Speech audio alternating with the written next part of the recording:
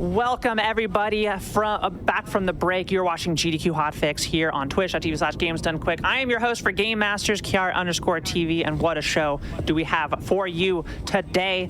Before we get into it, I want to thank everybody for supporting Games Done Quick with your subscriptions, gift subs, and bits cheered. Your contributions help keep our shows running, and if you're enjoying the stream, consider subscribing for exclusive emotes, ad-free viewing, and of course, access to chat during replays. You can also always support the stream by sharing the Games Done Quick channel with your friends. And also, if you're looking to get more involved with the GDQ community, you can join the official Games Done Quick Discord and add the Hotfix role to stay in the loop on upcoming events, chat with staff, and more. Use !Discord and Twitch chat for invites and more info.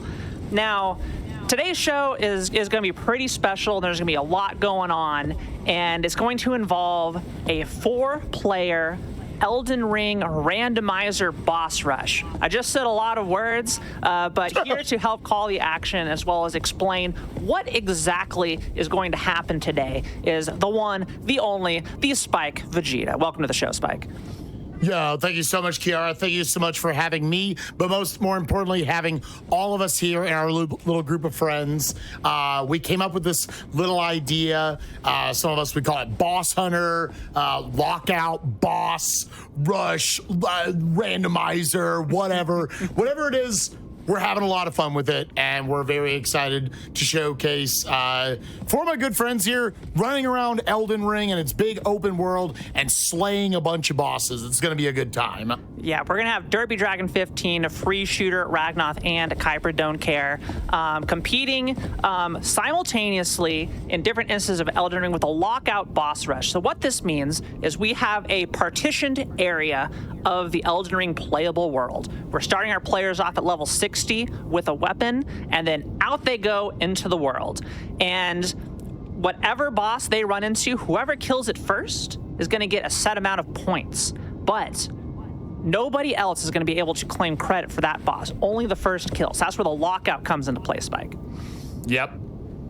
Yeah, it is it's an idea of, because a lot of people have been playing like randomizers with, there's all the different boss locations, but they're going to be a randomized boss from anywhere in the game, including the DLC. Also, enemies are going to be randomized, items are going to be randomized, all of their starting equipment and classes, those are all randomized, what all their gear is. It's very, very cool stuff. But I said, what if we add a lockout aspect to it? So once someone kills a boss location, so an early one, if you've played Elden Ring, the Tree Sentinel right outside in the early part of Limgrave. Once one player defeats that boss, all four of them will be in a call, and they'll call it out, I have defeated the Tree Sentinel, which was actually this boss. And once that happens, that is doing a number of things. One, they get credit for killing that boss. Yes. All of the bosses in this game are assigned a point value based on how difficult they are generally to defeat and maybe how long it takes to defeat them. Are they bosses with generally chunkier health bars, or they really like to use a lot of stall tactics? You will generally get anywhere from 1 to 10 points, but there are 3 little exceptions to that. There's the Scadu Tree avatar from the DLC. Because he's 3 phases, we gave him 12 points. Okay, a little bit. Melania, which anybody who knows about Elden Ring knows that she is very, very difficult. You actually have to go through both phases of her, and we will give you 15 points. And you might be sitting here thinking, all right, well, is the other boss going to be like Consort Radahn? No. A boss far more deadly than Mr. Consort Radahn. If you are able to find Rick, the god, the soldier himself, if you're able to find that sucker, you're not getting 5 points. You're not getting 10. You are getting 20 big fat points if you are able to take him down. So all the players tonight, we don't even know if he'll be in this pool, but if they find him, that's going to be massive for them winning tonight. But again, once they defeat the boss, they claim it. Other players can kill those boss slots, but they won't get the point value. But only the first person who kills the boss and claims those points has to name they killed it at all. So players could potentially say, oh, I've kind of etched out this corner of the map. I don't think anyone's going to try to contest me over here. Think of it like a big game of Risk we're playing, or Monopoly or something, yada, yada. the other players might try to sneak up from behind. They can still destroy those same bosses, get the money for it, and then go even further beyond. Now they're starting to take their territory. All of this will be done in just a 2-hour time limit. Think of it almost a little bit more like a sporting event. There's going to be a whole halftime show and everything where we're going to review how the players are feeling about it. It is a very, very cool setup. And these 4 players in particular that we're about to introduce to you, they've done like 30 of these in the last like 2 months. Oh, every single we night, all came up with the really idea. Excited. Oh, yeah. And in fact, some friendlies that were run before the show are going to determine something we're going to do right before we start the timer and head out into the world. Last thing I want to mention before we start, and this is going to be really cool for you all, is at the center of the screen that you're seeing here is a map. Right now we have it centered over the Caelid area, and there's all these little circles on it. So those are possible boss locations that are part of the pool. So everything in Caelid, everything in Limgrave, including Australia. You've got the Altus Plateau, you've got the capital, and you've got Lernia. So every boss in those locations, including the dungeons, is part of the pool. And individuals have kind of, ranked what they like to see. But also, you all can follow along with this tracker as well, because we have a link to the tracker that we're going to go ahead and get posted in chat here and pinned that you can follow along, and you can hover over any of those circles and see who claimed it, how many points it was, and what bosses remain. So I'm just going to go ahead and get that posted right here. And so go ahead and click that at any time. You can follow along. But without further ado, we have to do a weapon draft here. And we have a very formal way of handling this. Derpy, Shooter, Kuiper, Ragnath, hello. Welcome to the show. Morning. So happy to be here. Morning, yes, as it is 7 p.m. for me, 10 p.m. for many of our lovely viewers here. But hey, in Kuiper world, it's morning 24 hours a day. So very important question for all of you. I'm thinking of a number between 1 and 20. What am I thinking of? I believe. I was gonna say. I believe. I'm gonna go first here. I'm gonna go with 9. Okay, Derpy? No, Freeze next in the pick. Yep. Okay. And I'm going to go with lucky number 13. I'll go with number 4. I will go with number 14. All right. Well, close. Yeah, the number was 18. So, Derpy, congratulations. You were closest. So we have a weapon draft here, Spike. Yes.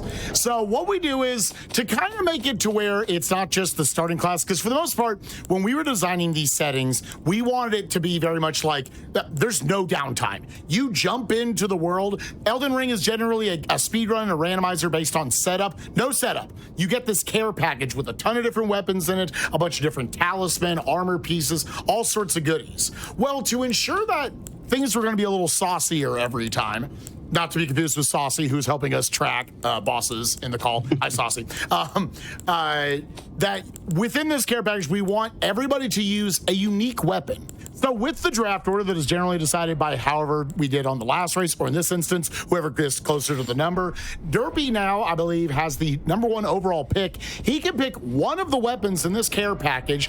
Only he can use it, and our other 3 players have to then go and immediately completely delete it out of their inventory. After that, I believe we're going to have Free go second, Kuiper go third, and Ragnath go fourth. So with that being said, Derpy, let's hand it over to you. With the number 1 overall pick in the draft, what do you think of the... First of all, what do you just think of this weapon selection, seeing as you have the number 1 pick? Yeah. So another aspect to it is we had the starting classes, which had random weapons as well, which we all selected. We don't know what class, but that's in our pool.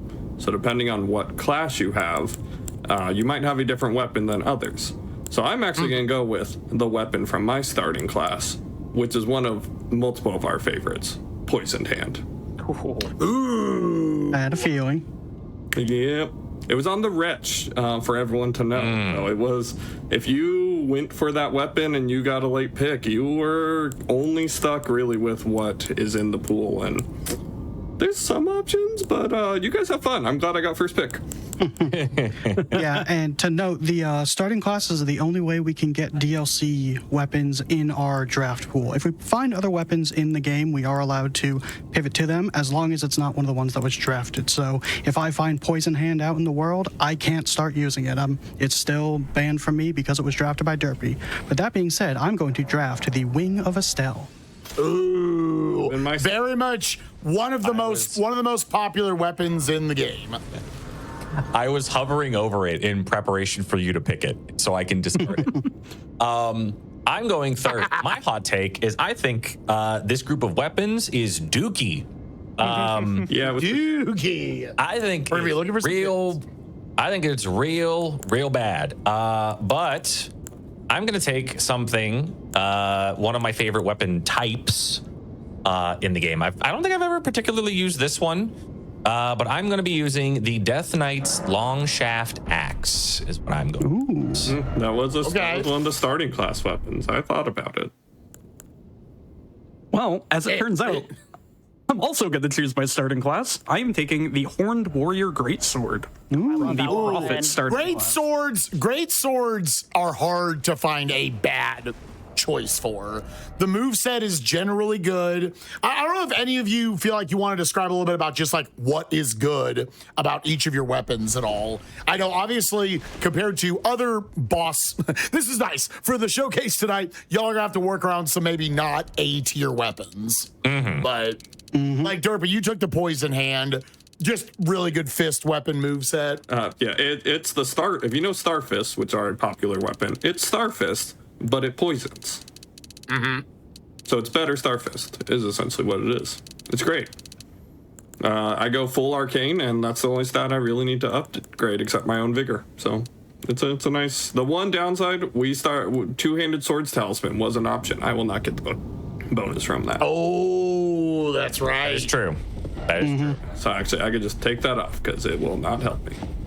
All right, and again, our players are going to level 60 to help speed things up in the early games, so we're not, kind of grinding for souls and leveling up all the time. Kind of give a little bit more options for variability here. But looks like once we get everybody on the screen for starting the game, Derpy looks ready, Free looks ready, Rafa the Kuiper, getting there late to the party, but runners.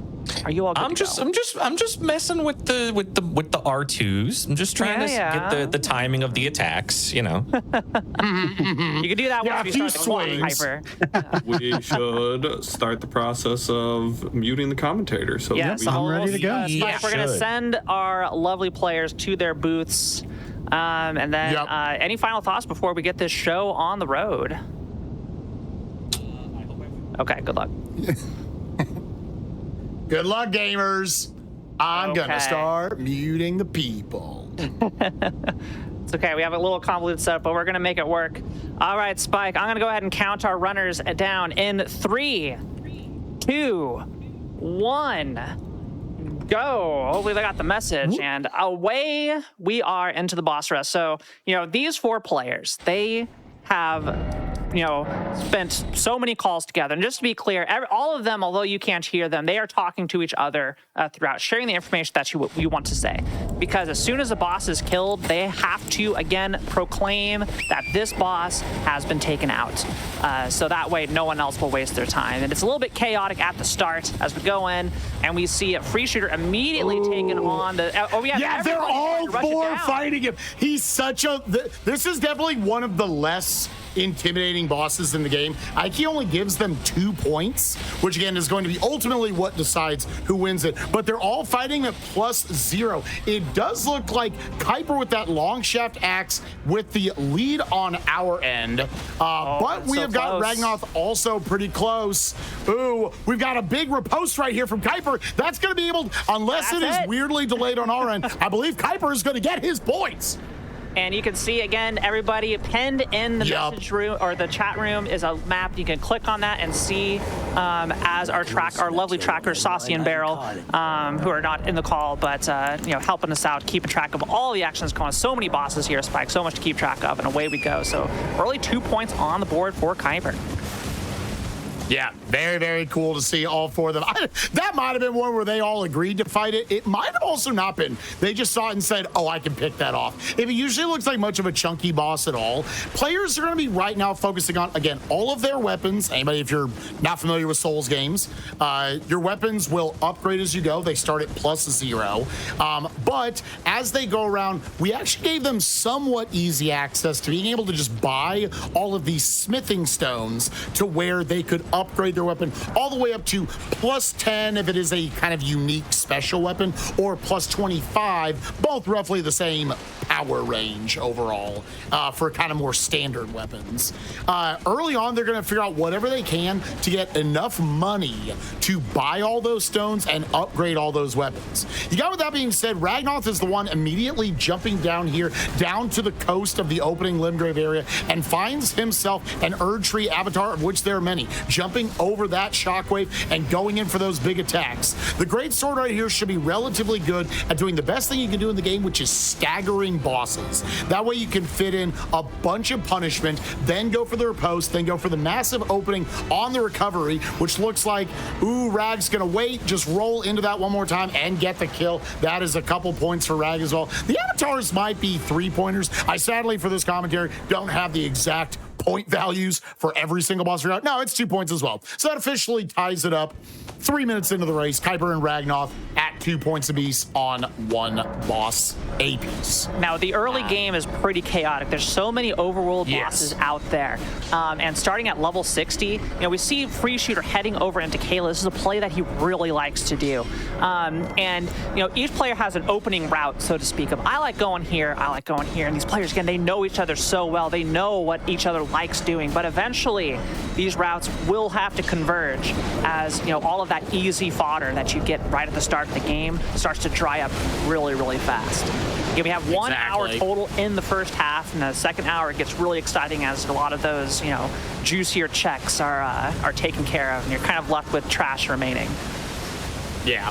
You see right here on, I believe this is Derpy's screen, I'm looking, I know this is Kuiper's screen. He's selling off basically everything that he's not using as opposed to going and fighting a boss, just so he can try to buy as many of those smithing stones as possible. So big things you're trying to establish early on. Figure out how to get strong, and also see if you can maybe combine that with killing one of these Caelid bosses. Free likes to go for that because Caelid is very close to the starting area. It will give him a lot of runes because the runes are scaled based on the area you're in.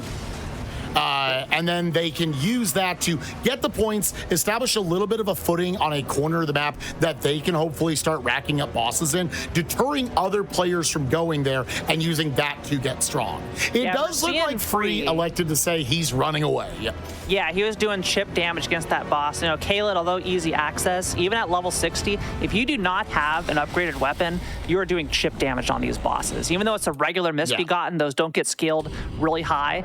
But in Caelid, early game, with like a +0 weapon, they're just going to take forever.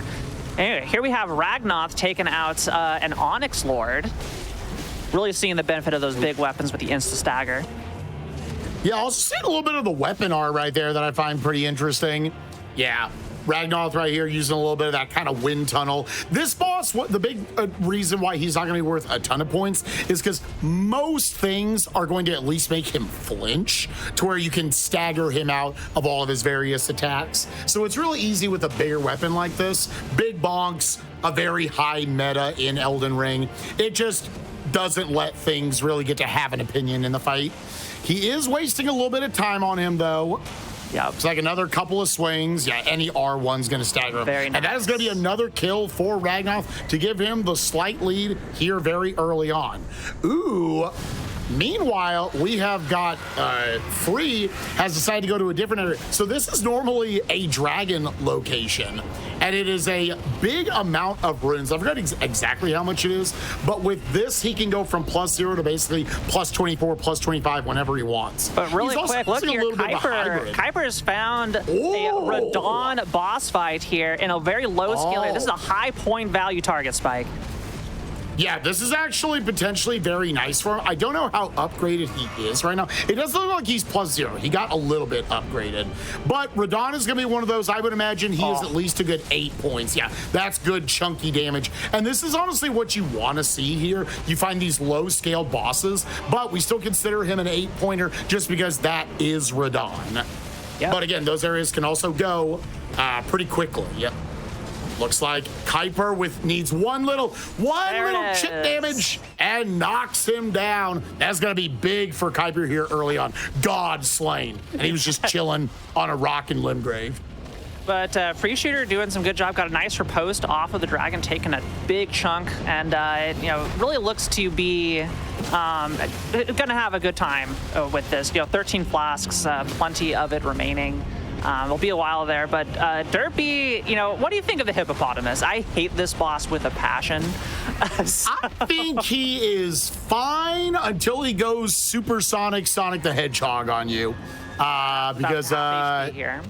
Yeah, all of a sudden you can just get a little bit of a weird an attack where he kind of rolls up and splinters off everywhere. Yeah, here we go. Look at the top attacks. left of all of a sudden you can take Derpy here. a ton There of it damage. is. There's the supersonic golden hippo, just spinning around and wasting our time. Yeah, he's already got him here. The biggest thing about these fists is that with a lot of the fist weapons, those charged R2s come out really, really fast. Like as fast as a lot of other weapons, just R1s, they're weak attacks. And they do an amazing amount of poise damage, which is what gets you those knockdowns. You can get in a ton of free damage. So yeah, that's why a lot of players like those.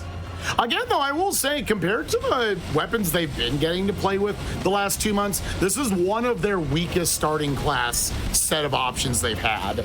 Derpy liking to play over here because he can potentially get a couple of bosses over in this area. Derpy loves, and I guess I could say this in general, one of the big thing, again, killing bosses and getting points, that's great, but they also want to make sure they are finding their corner of the map, which they can establish and say, these are mine. There's another big boss I see for Kuiper down there. And with that, a lot of what they want to do is get access to the Altus Plateau. So there's a number of different ways to get there. There's actually 4 different ways to get up there. And the way Derpy likes to go is come over here, get the Vanilla Academy key, take that back over, get into the Academy of Raya Lucaria, and then take the Death Warp from there through the Abductor Virgins, getting into the Volcano Manor, and then taking the basement out of there into the Altus Plateau. Again, there are a number of different ways they can get there. Everyone's got their own preference, but you generally want to get some piece of the big pie up there, that big enchilada in the sky, because there's way too much good stuff up there. I can scroll up on my map right here, and you can just see all those little dots, all for the taking from all of our players, but who's able to get up there first and start establishing plays. See Derpy it's there a little with the orange bit square. almost like Monopoly almost, but Kuiper here almost through with the Skidoo tree. Spike uses the correct pronunciation, but I still just always see this as Skidoo.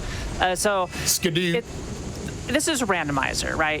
We may have our opening rounds that we like to do, but ultimately what bosses show up can really just greatly affect things. So Kuiper was able to kill phase 1 of Consort Radon for 8 points.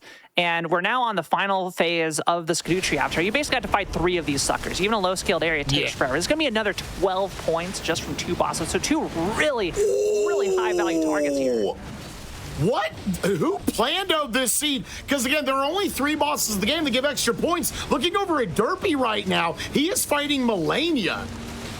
We have got Melania, a 15-point value boss. Again, the nightmare for a lot of people casually, and she's not much better here.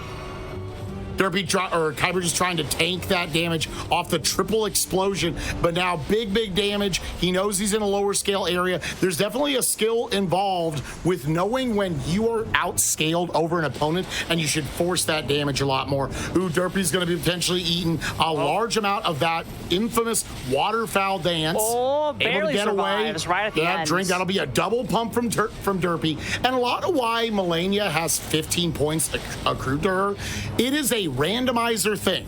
for whatever reason, you cannot separate the two phases of Melania. You're going to see her awkwardly jump up in the air, and now she's phase 2. So they have to take out 2 boss health bars here, while she is also one of the hardest bosses in the game. Meanwhile, again, we got bosses jumping around everywhere. We have got Free with the Wing of Astel trying to get some good staggers there with the weapon art, Nebula, and trying to fight one of the Godskin nobles. Oh my gosh. Derpy's got Melania down to half health. These are massive points on the board already. Ooh. Yep, just needs to make sure she doesn't heal too much, but it looks like, okay, we're getting the dash attack. Oh, but the terrain that we're fighting in kind of ooh, nice roll. But manages to get through. Oh, mistimed that roll just a little bit. If you have not played Elden Ring, Melania does recover HP upon hitting you, so it's definitely, you want to dodge as much as you can. Derpy doing a great job here. Mm-hmm. Also looks like on Ragnar's side, he is also trying to establish himself. Took the warp over into Caelid. Derpy, unfortunately, getting Scarlet Rotted there, but now going to go in and try to just force this one out. See if he can maybe get a stagger. Really close there. Free about to take out another avatar. Makes quick work of it, but here we go. Oh, just barely gets the heal off. Right pump there. it again. I thought Derpy was a goner. You can see just can't get that last sliver of HP as, he just keeps on healing up just a hair, but... Derpy is down to only 2 drinks left. He's about to be down to 1 here. Come on, Derpy. We've got 2 of our players in Caelid right now. Looks like Free is back and ready to take on that misbegotten warrior. Here we go. With no drink left, Melania falls. That's 15 points on the board right there for Derpy. Unbelievable first try from Derpy. Loves to see that, and also a little bit of a sigh of relief that is just out of the pool. Ooh, we got Kuiper meanwhile moving down, trying to make a play towards what we affectionately call Australia. And I'm going to scroll down there in the map right now. Just look at the shape. No one should anyone who ever is like, why do you call it Australia? Dog, look at the thing on the screen. That is Australia. I'm not risk-pilled to call it this. It is the shape of Australia. There's a bunch of bosses down there. They're relatively low-scaled. Again, it's kind of an extension of Limgrave. And potentially Kuiper is the only one moving down there. Although I will say, looking over, yes, he is. Yes, he is.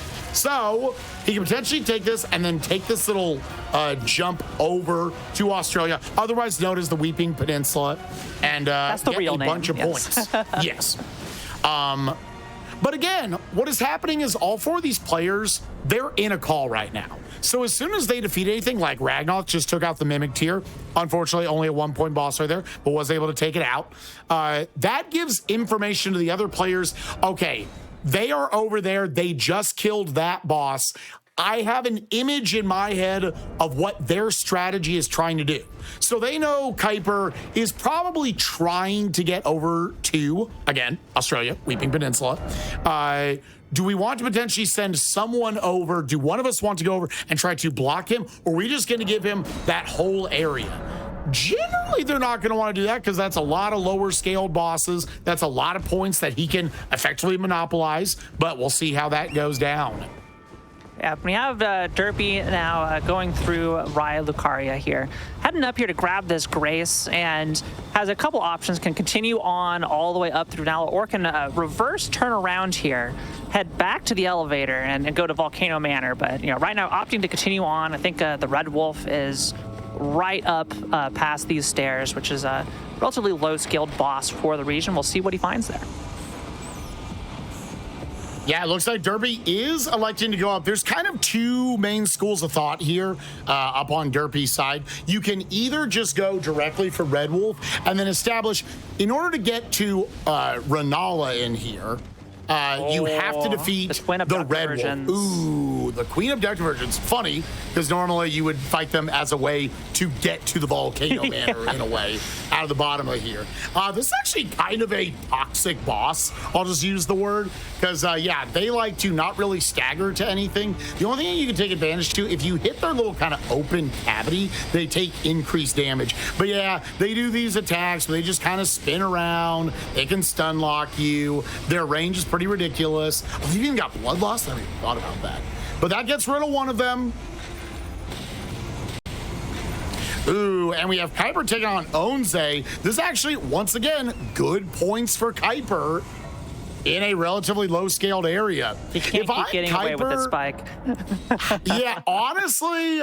So right now, you think if you're Kuiper, okay, if you're in his position, let's scroll back down to Australia right here. Is he just going to take everything down here? Or does he say, I've gotten enough of the bosses here to where I don't think anyone's going to bother taking the time to come down here. There's not nearly as much value. And I can now later on come back and just pick off all these bosses, maybe at the end of hour 1, somewhat early in hour 2, and start trying to go establish other positions in other places. Yeah, meanwhile, Ragnar kind of encroaching in and heading to the Radon skip cool. here. This is kind of big and looks like, yep, you got it. This is a trick where you can jump into the Radon arena, and if you land and die on the surface by skipping a death plane, it'll give you the option to respawn at the State of America, which you saw right there, and then boom, you're outside of the Radon arena, can just head into the boss. And this is important because this opens up the entire underground, which we have not even shown on the map yet. There's a whole underground. All of those areas are part of the boss pool. So let's see what we have here on Ragnar's screen here in the bottom right, because we're going to see a boss here. We do still get to summon the NPCs, and it is the Kindred of Rot. Starscourge Kindred of Rot. Look at that. Okay. This shouldn't be too bad with all the NPCs, but you never know. It's a it's a boss that you don't want to terribly underrate, because again, the players are getting to start at level 60. Level 60 is not over leveled for Caitlyn whatsoever. And definitely not the Starscourge Radon. So it's just two semi-weaklings, but they're little, like, I forget the exact name of the attack. They're little pest shots that they shoot at you. If all of that hits, that's actually a ton of damage. Yeah, it could not hit KO. Thankfully, yeah. But it looks like right now they're able to get the one. Ooh, we have got dueling players right now actually taking the Death Warp to get to Volcano Manor. Standard, you would get captured by one of those abductor virgins. We'll see what each of them are trying to do. If one of them is going to try to go get one of the couple of bosses here in Volcano Manor, or if they're just going to try to go underground, kill the abductor virgin duo location down there, which more importantly will give you the first access up to Altus Plateau, which scrolling back up there on the map, and again, this is an interactive map, not for you all at home, but you can open up the link. I believe it's a pinned message we have in GDQ chat right now. Pinned message there, and you could highlight. Oh, it's still somewhat interactive. You can't check things for us, but you can highlight over any number of the dots and see who has claimed it and what remains. Yeah, you can see all these boss locations up here. Yep. Yeah, so right now, this is a good example of, everybody knows that Derpy is in Raya Lucaria, has killed the wolf, and has access to Volcano Manor. But Free Shooter here on the top right of your screen also being here, Derpy has no idea Free Shooter is here because he hasn't killed any bosses here. So may come as a shock, where Derpy was hoping to leave this for later to come in thinking, okay, you know, I'm up here, no one's going to come and do it. But, you know, Free Shooter has a very easy opportunity to kind of eat a little bit of Derpy's lunch here. But the Godskin Ancient Hero, I love how it combines the names. One of my favorite features of the randomizer. About to go down here for Derpy. Yeah, very, very nice. And it looks like we've just got another Erdtree avatar here. It is a putrid variant, which just means he's the one that does the butt stomp and all the scarlet rot pops out and everything. Oh, just look at that damage. Almost the kill. He's going to want to watch out. This attack can very easily kill you, actually, which it almost did. And that would have been a long way back for Free Shooter. I don't know the last time he got a save. Either way, he's going to get us a couple of points. The real reward is going out this cave, because for the first time, we're going to see out here in Altus Plateau. And look at all the bosses up here. And right now, according to Free, he's the only one up here right now. So he could just go off and pick off all of the just kind of fastest boss locations. You really love here in the first hour, the faster field bosses, the ones that are just out in the open. And then you're going to look in more of the caves and whatnot in the second hour once the options get a little more limited. Love nice little three shot going there, down like a regular NPC. Enemy, literally just a regular enemy with a health bar right there. Just a guy.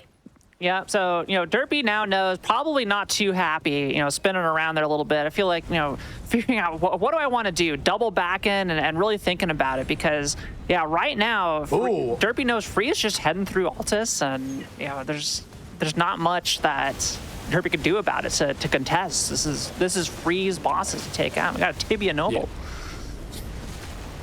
Yeah, nice quick one right here. He causes a lot of bleed, but he also bleeds himself. Couple of shots and he'll be able to take him out. Oh, that is big blood damage. The Bloody Hellas, I believe, is the weapon he's got. I've never messed with him itself, but it is very fun. Looks like Derpy is electing.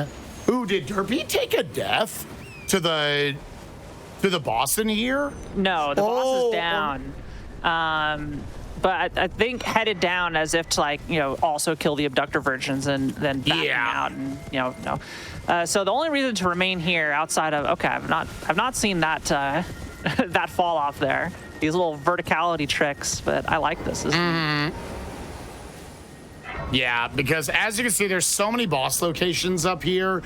Derpy definitely feels like he needs to contest Free right now. It's a little bit of a thing because it's not a 1v1 we do for these races. It's a 4-player, and you can do it with more players. 4 for 2 hours in this restriction of the map feels really good. But how much am I going to rely on other players to potentially block them, block each other? And how much is it I have to do this, or Free's just going to run away with this?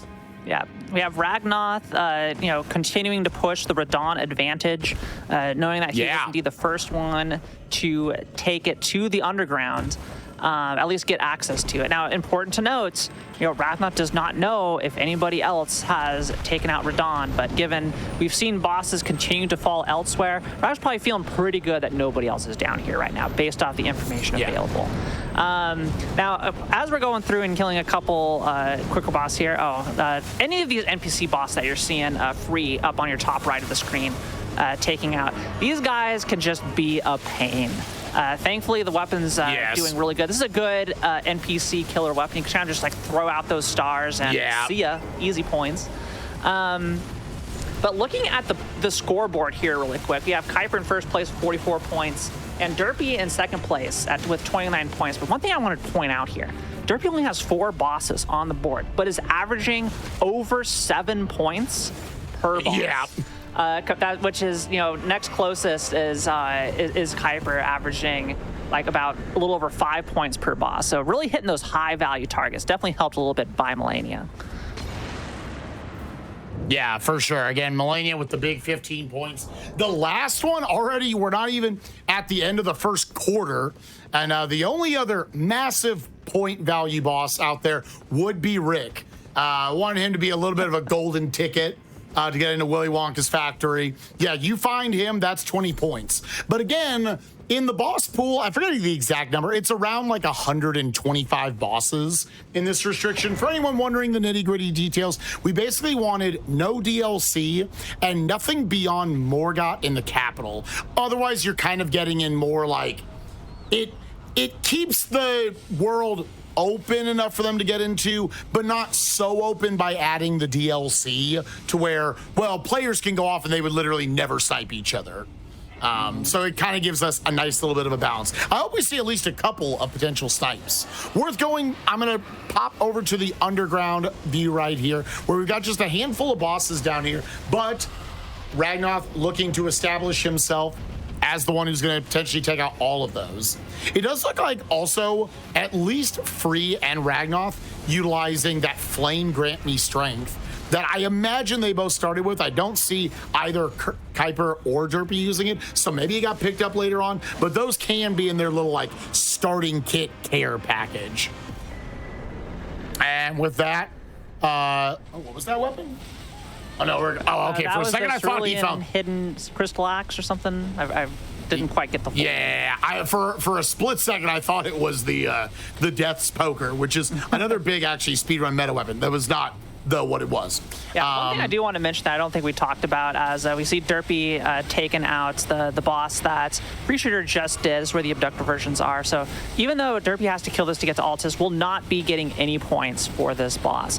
But there's still, as you can see on the map, so many bosses in Altus Plateau, including stuff in the capital, that it's worthwhile to go here and try and split this up while you still can. Yeah.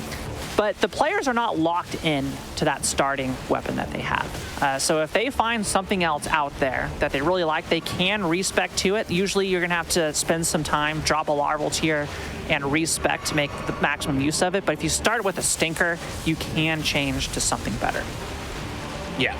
It doesn't look like any of our players have necessarily found something. Again, what part of my goal with when I sort of initially came up with the idea for these settings, and then everybody in this group, we have all contributed to making it what it is today.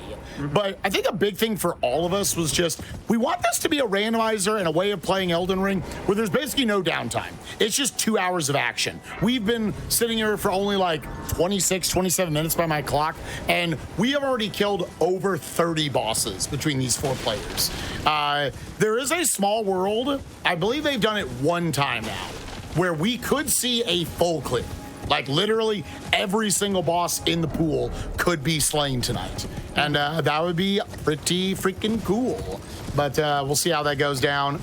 But yeah, also to finish my point from earlier, there's about 125 bosses in this pool. There's 206 or 7 bosses, I believe, total. So there's that many bosses, a good 80 or so, that won't be in the pool at all, which makes it a little exciting because you might never see the Melanias and the Soldier of Godric and whatnot. So when you do find them, it's a big pop-off. Oh, it does look like Derpy. No, go ahead. All right. Derpy is heading to what I affectionately call Castle Stinky, the shaded castle. Ooh, here. Stinky. Potentially just to grab the Grace here, because that is a little bit of a journey to go all the way through the Poison Swamp.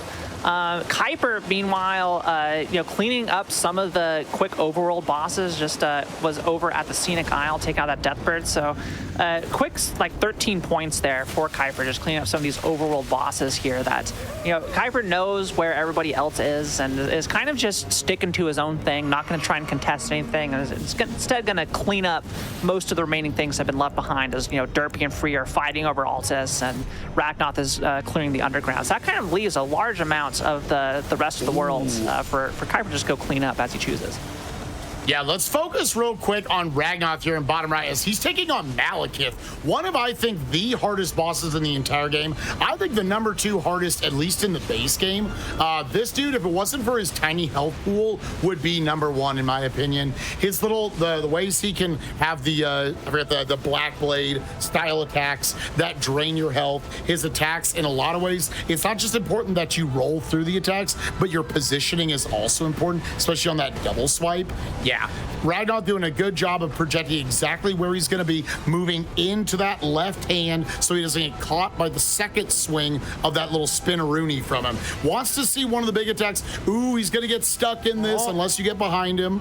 Yeah, I'm going to try to top himself back off again, losing a lot of that max HP. Big exposure. That is definitely his best opening right there. Yeah, very good position not on this going double. for multiple Nice. hits. Knew that he had the dodges, and that's Malekith down for Ragnoth. Huge amount of points there from the underground, and still, so that was 9 points on the board there for taking out Malekith phase 2. Again, these bosses are split up for the phases, with the exception of Lania. Yeah, I want to call out, that was like Ragnoth's first good boss he fought. He had killed 9 bosses before that and had only 20 points to show for it. He had been averaging just over 2 points per boss, which is just awful. Ooh, Free Shooter taking an unfortunate death right there. This is definitely a tough area. Again, the enemies are very highly scaled, and the Deathrite Bird tried to just kind of tank one of his big AoEs, got the Deathrite Bird all the way down to a low amount of health, is going to have to start the whole thing over. Vanilla, this is actually just a Death Bird. I wasn't looking up until that death right there. This is actually one of the more toxic arenas for a boss because a lot of anywhere where there's just a number of other enemies, little ads the bosses have, all those enemies are randomized as well.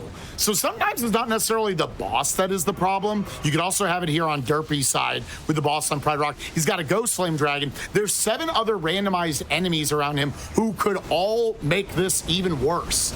Now, there is a world where could he make like Scar and jump off Pride Rock right now? There's a big old fall right to his right. And I'm sure Derpy would love to see that just to save him a bunch of time, a bunch of headache. All dragons as a base, even the lower level ones, we gave at least 5 points to just because they are the king of stallers. Yeah, they can easily just fly up, away. Go away, and then, breathe fire from the air. And they're also pretty tanky, especially these Ghost Flame ones. Nice stagger there, and again, just opting to just keep chunking in. He's got these really fast, agility, dexterity-based weapons to kind of, get more out of the stagger than a riposte, walking all the way to the head. Just better to chunk it out. But Pride Rock is really dangerous because although the bosses can fall off, it's very easy for them to knock you off as well. So a lot of these bigger attacks from the dragons can kind of send you flying. And even if they don't deal too much damage, hard to deal with when you fall to your death. Yeah, so this is pretty toxic. I've said that like 12 times now. I'm going to try to figure out other words. Sorry. But this is the Ghost Flame Dragon in the Pride Rock position, which normally has a bunch of random ads that come with it. But also, this is the worst variant of the Ghost Flame Dragon, the one that comes with, we always just say, with the boys. There's a bunch of different bosses that also have ads with them. They can waste a ton of time and do way more damage than you would think. They're also skeleton-based enemies, so not only do you have to deplete their health bar, you then have to also, where did he go?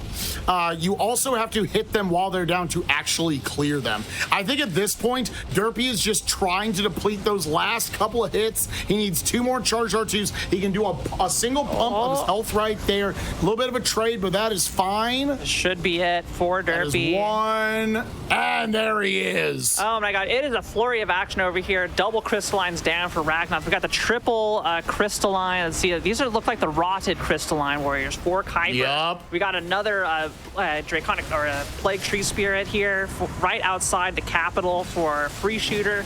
Our first that now has entry into the capital itself and a whole bunch of bosses. So we'll see if free shooter opts to take this all the way to the Morgott location. As we take a quick look down here in the bottom left. So these crystallines, they come in a variety of packs. There's a 3-pack, there's another 3-pack, there's a 2-pack, there's the individuals on their own. I think this is the highest value pack, the 3 plague ones. You want to get a riposte in as soon as you can. Once you do that, they kind of stagger forever. So as long as when you're fighting 3 of these, that you kind of keep them separated, they're not all attacking you at once, they go down relatively easily.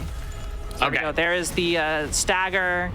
Big bunch of damage. Now you're just going to see here as every single hit just will stagger the crystalline, and Kuiper can just sit here all day, and that crystalline can do nothing about it.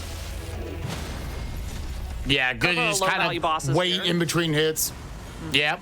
Able to take out the trio, though. So, and you also said that a duo went out as well. So... Yeah, so many bosses here everywhere. The Revenants for free shooter here. So this one is one of my least favorite bosses. So thankfully, just able to take care of it before that made it look so easy. That thing can just keep on attacking you and attacking you and attacking you, but is going to still get this item and head into back into the capital ramparts here. So there's one boss on the right side that we haven't done yet. So we'll see on the outskirts what we're doing. And worth pointing out. Yeah, it wasn't quite able. That one's not too bad of a death. You're right there at the top of the bridge. Worth pointing out, Ragnoth no longer underground. If I go back over here on the map to the underground section, we see obviously it's only Ragnoth down there. Took out just a lot of the fastest bosses. Was able to give himself access to the Altus Plateau through the capital itself, kind of going in from the backside. He has really established the underground. I would be pretty surprised if anybody else tried to go down there. But there are other ways into the underground where players could elect to try to snipe some of those and not let Rag have all of them. Unfortunately for Ragnoth, we also look at the points. He is not, unfortunately, finding a lot of high-value stuff, although that might be changing right here as he's fighting one of the, I'm not going to say it, it's not toxic, but it is kind of toxic. It is the Dancing Lion, and it is the version that is going to try to deathblight him. There it is. And he is fighting him in a closet. I've had to fight him in this very arena before. All these enemies right here. Okay, we're good. Can he get the kill before he gets death-blighted? And he's going to get really a Stormhawk. The whole arena was full of death blight. That's a big pickup for Ragnoth. Really hoping to find more of those bosses here. Meanwhile, we have got Free Shooter, who is taking on one of the only duo bosses where each boss is pulling from a different spot in the boss list. So he's at least got a Knight's Cavalry right here, which reset, but will keep the HP value. And it looks like he also comes, his brother, these are normally 2 Tree Sentinels. Oh, that's gotta hurt. That's gonna leave a mark. The other one is that ulcerated tree spear, which generally our players are going to find some way to isolate one of them, as you would imagine, and then try to take out the other. You can also focus in on Ragnoth right here on your bottom right, as he is trying to do a nice little skip to skip over about half this little mini dungeon, was able to nail it right there, taking off his weapon and doing that little down punch to wedge himself into the corner, give himself that little shortcut, and then make his way through in order to get to the, I believe the Falling Star Beast is normally what spawns here. Not that it matters.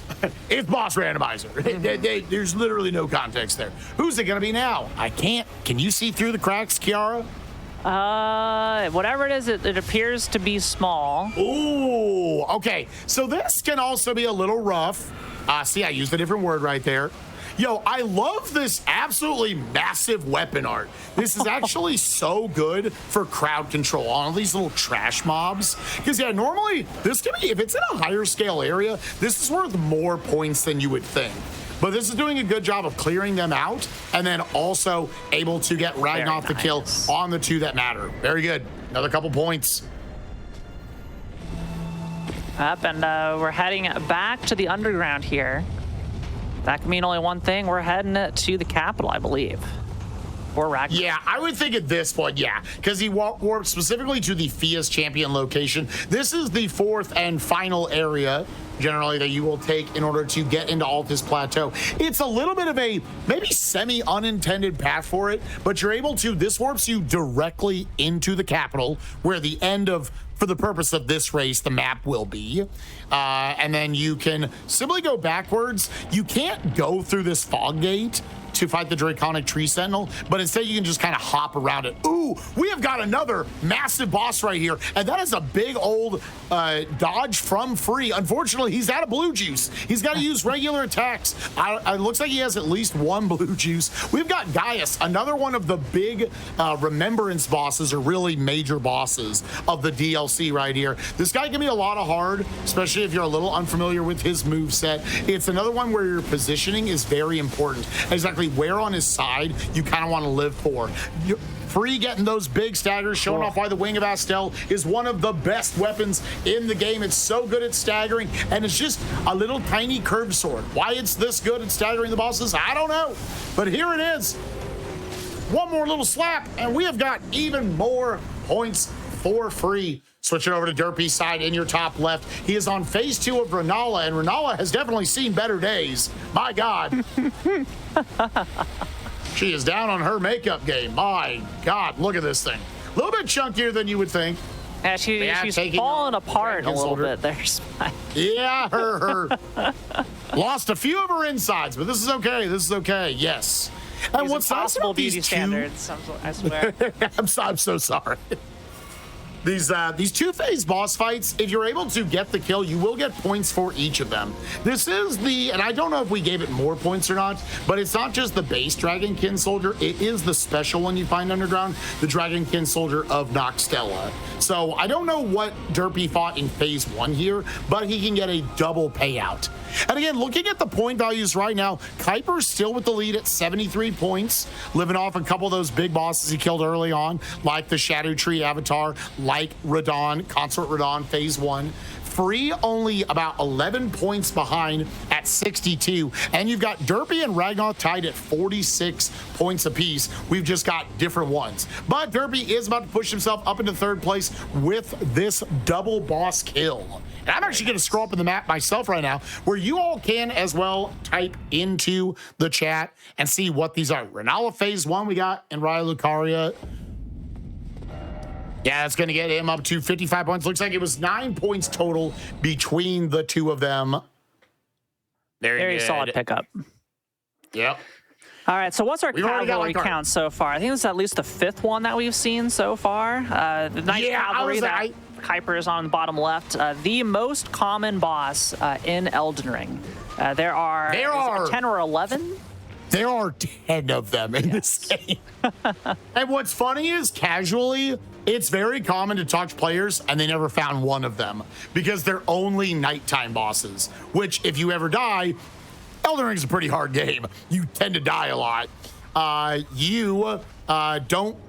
resets the time of day to the morning. So unless you let it get all the way to nighttime and you walk into specific areas of the map, then yeah, you don't fight any of these things. They're worth at least 2 points, I believe, just because they can stall you out and run away a bunch. But yeah, we've started. Listen, these settings are very, very fun. I want to get to the point where we can start also having like Monopoly rules to them. You can start claiming like, hey, I killed all 3 of this boss, so now I can put houses on these things. I'm going to start charging rent if you try to come in my area. And those Knights calves, those are the railroads.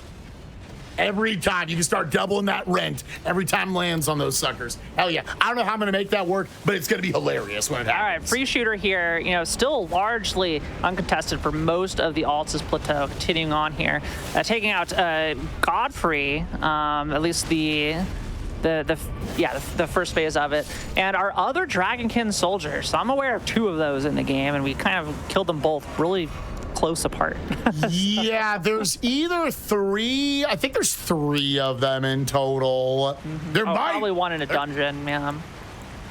Yeah, there might have been. They're all found underground. I think it's 3 of them. So, but yeah. Ooh, what do we got here? We've got Ragnoth up in Altus Plateau. Again, was able to basically go the backwards route. And he's going to be taking on Morgoth. We know it's Morgoth because he's already got his Morgoth's curved sword in hand. It is not like in its cane phase. So this can potentially get a little nasty. This is a higher scaled area, although that's still really solid damage we're seeing from here. Again, Ragnoth getting, unfortunately, not reading Kiara's brain the best and picking a 4 when you picked 14, I think. Or you picked 18. You picked a big number. Yeah. Well, to be fair, I rolled dice, and I always roll well. So, surprised it wasn't a nat 20. I'm kind of disappointed in myself. Anyway, I was gonna say you can also tell it's Morgoth by the boss health bar. They'll say Morgoth instead of Margit. I'll really point it out towards you if you can't see it. We have Kuiper with the Mad Death Knight. The dueling Death Knight usages. That is the Death Knight's long shaft axe that he's using. This one might be the twin axe version, though. Yeah, it looks like it. It's so dark, I can't see it.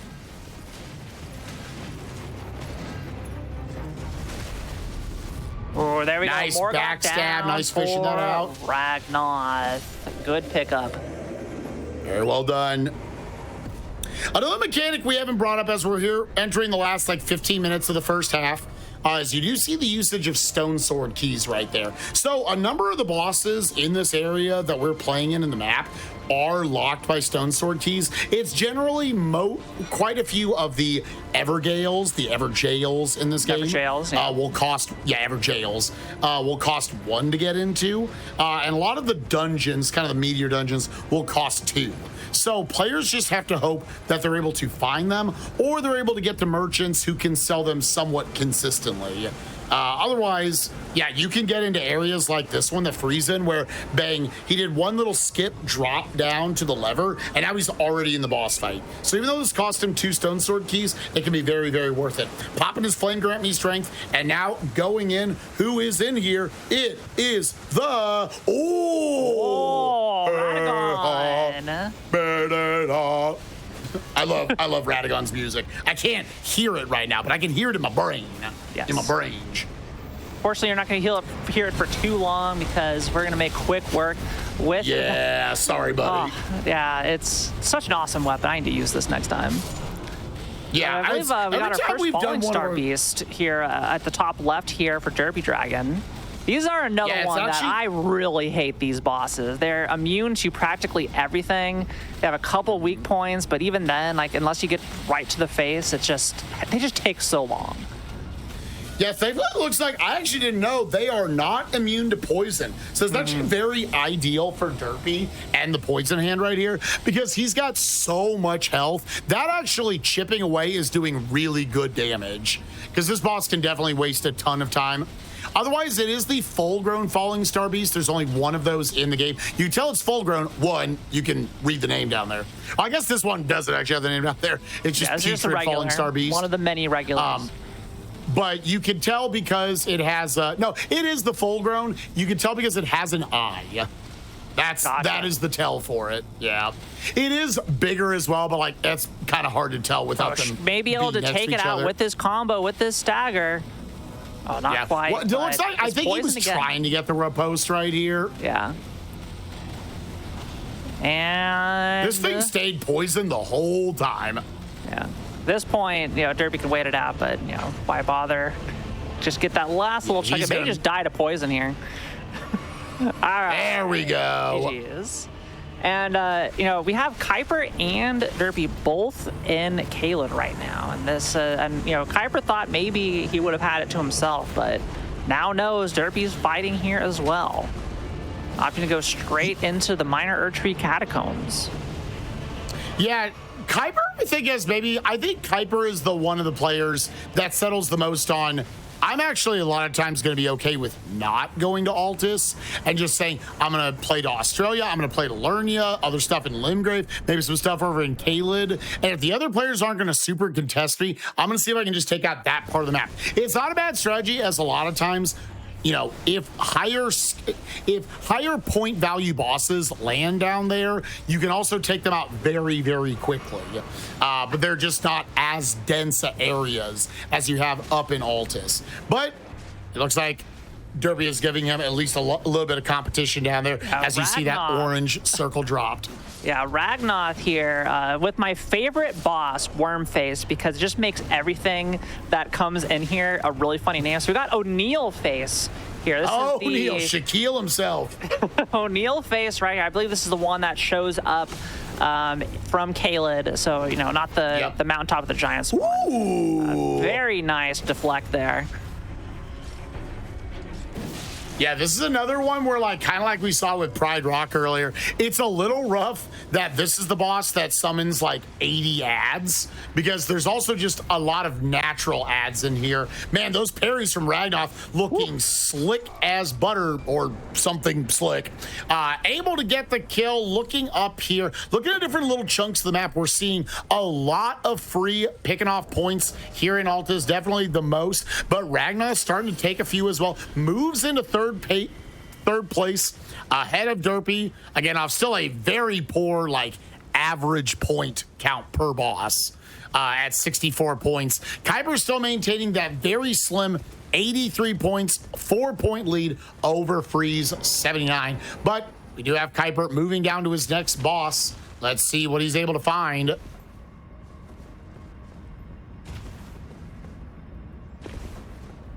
He's got a cemetery duelist. Kuiper in the same dungeon? No, they're not. They're not. Yeah, they all a lot of times look the same. Erdtree, Burial, Margit right here. So this was just the Margit variant, obviously, not Morgoth. He's got the Kuiper only picking up 2 style. points from that duelist. Yeah. Meanwhile, Free has established, I am going to be the capital guy. Running up the big branch here. These are generally going to be some of the highest scaled enemies you're going to run into. If you're wondering what the highest scale positions are, it's generally going to be, and I'm going to show it on the map right here, it's this top right corner of Caelid. As you see, none of those circles have been claimed. Those are the highest scaled enemies. For whatever reason, Dragon Barrow up there just has, everything gives you 60, 70, 80, 90,000 runes, and all the bosses are turbo tanky. So generally players are going to wait on that at least until the second half. Meanwhile, though, as I'm yapping, Ragnar taking on another one of the big bosses of the game. We have got Astel, one of the 2 in the game. Because weirdly, nice there's stagger. Astel. Yeah, very nice stagger. Let's see if he can maybe get up there. Yeah, Not sometimes quite, you but can kind of doesn't chain that need it together. because just chunking the damage. Whoa, right in the dome. Right as he was about to warp away, Good knew exactly where that was going to be. Ooh, we've got one of Kuiper's favorite bosses. We have got Mesmer Phase 2 from the DLC. Nice dodge into those various attacks right there, and then able to roll through the AoE explosion, and now has to know off of the different snake attacks when the openings are going to be for Mesmer. Got him very low. Just have to be patient here. Yeah, got clipped right there, but that's fine. Rolling back into it, doing those Just be able big to get charged one more. R2s. Boom. Huge Boom. pickup for Kuiper. Kuiper doing a very good strategic decision of finding the bosses with the most point values. That's going to be another like 8-point fatty for Kuiper. Kuiper already here near the end of the first hour moving towards 100 points. Meanwhile, poor Free trailing him, and he's going to fall even further behind as he is only able to find. It's a duo boss. Duo bosses generally, like, these probably give at least like 4 points right here, as they can just be naturally a little time wasty on you, not let you get to focus on one of them at a time.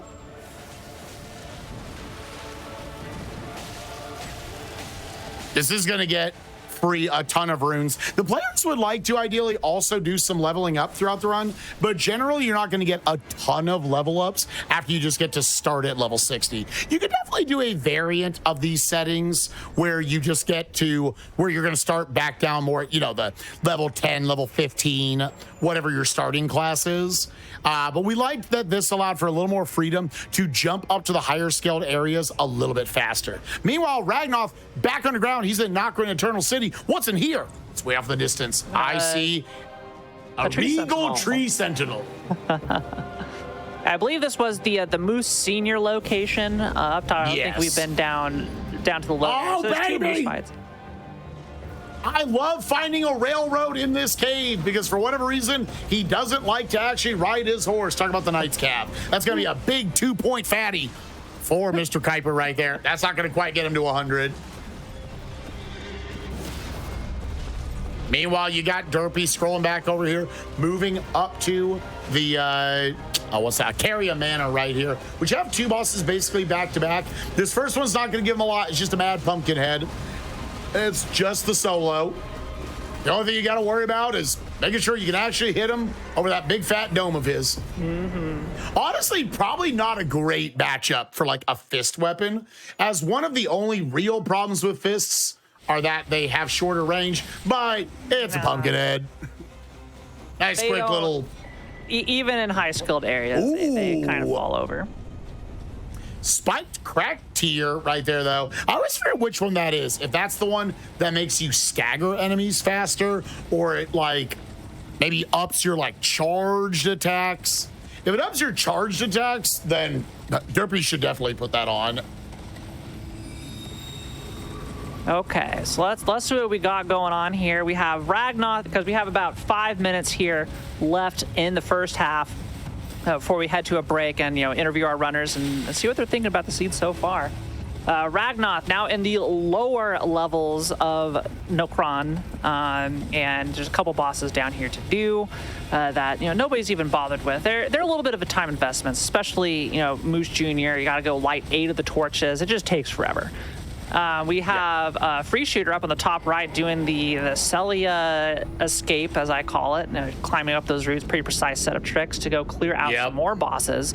And looking at Kaled here, a lot of it has been taken care of, and like maybe seeing a play towards that northeast corner eventually.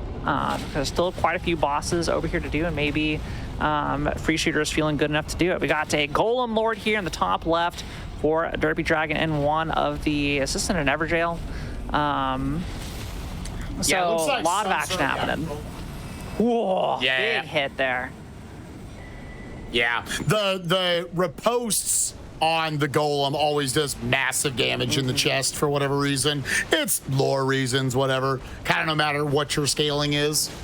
Now, worth noting, we've got the Deathbird right here for Ragnoth. He's actually liking to switch to one of his just basic hammer weapons because all enemies generally will also have a weakness based on not just like if weapons can bleed them or poison them or freeze them, but also just are they a standard weapon, a strike weapon?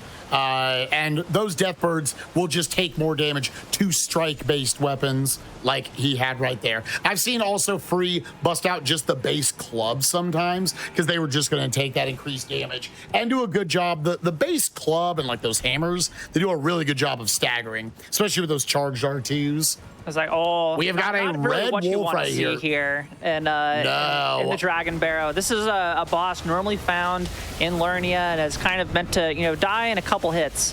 But we're now in one of the highest scaled areas of the field of play. So, Free with this weapon, maxed out is doing a good damage, but this is still a scary fight that if he gets into a bad combo, could just end him right here. Yep. Yeah, I've definitely seen some of our players going to, the rare time where you see a stagger actually on the Red Wolf. Because normally Red Wolves die, Normally Red Wolves will die in like 4 hits. The fact that he's living this many attacks is kind of telling you all you need to know. But Free like a master right there working it. And that's going to give him 94,000 runes that he's going to get to work with, potentially level up a lot more. And he's going to continue along this path, just like you were saying, Kiara, good call out, trying to work some of this northeast part of Caelid, the Dragon Barrow area. We've got just a couple minutes left before halftime, gamers. And again, the way it's going to work is it's a little bit of a, kind of like, if it's a basketball game or something, if the shot is in the air, then it counts. They're going to play to the 1 hour mark, and then they're going to have to quit out. But if there is a boss health bar on screen at the 1 hour mark, they can keep fighting them until that attempt is over with. That does eat into their second half time, which they will then just start later. You have got Derpy right now, had found a string of lower leveled bosses. Well, he just found a big one right here. We have got Lanziax, or Senesax. This was Senesax, right? Yeah, it's got the S on screen. I gotta squint my little old eyes there. Yep, Senesax. And we got is a Black Blade Kindred here on the bridge, or just a regular Kindred? Oh, yeah, that's a Black Blade Kindred. This one might be the one that is also the Twin Blade variant. I believe it is. This is another tough one because this is a weapon. Oh, he's in that high scaled area. He's going to take a bunch more damage there as well. You normally would fight a Black Blade Kindred just to another 100 meters over to the north of this. But this is definitely the harder one of them. Honestly, though, dude, I continue to be impressed by the Wing of Astel. Free maybe getting a steal here with the number 2 overall pick. I always talk up Free's weapon knowledge of this game. Oh, another big boss right here. We might be fighting a number of them, although it's, again, in a low-scaled area. So Kuiper continuing to benefit. This will get him, and saying, I don't want to wait for your long attack. We got a dead Black Blade Kindred in the top right for Free. We got a dead Putrescent Knight in the bottom left for Kuiper. 60 seconds left in the half, so Ragnar's going to be able to get at the very least into this Moose Jr. fight. And again, any boss fight that is in progress, the players get to complete.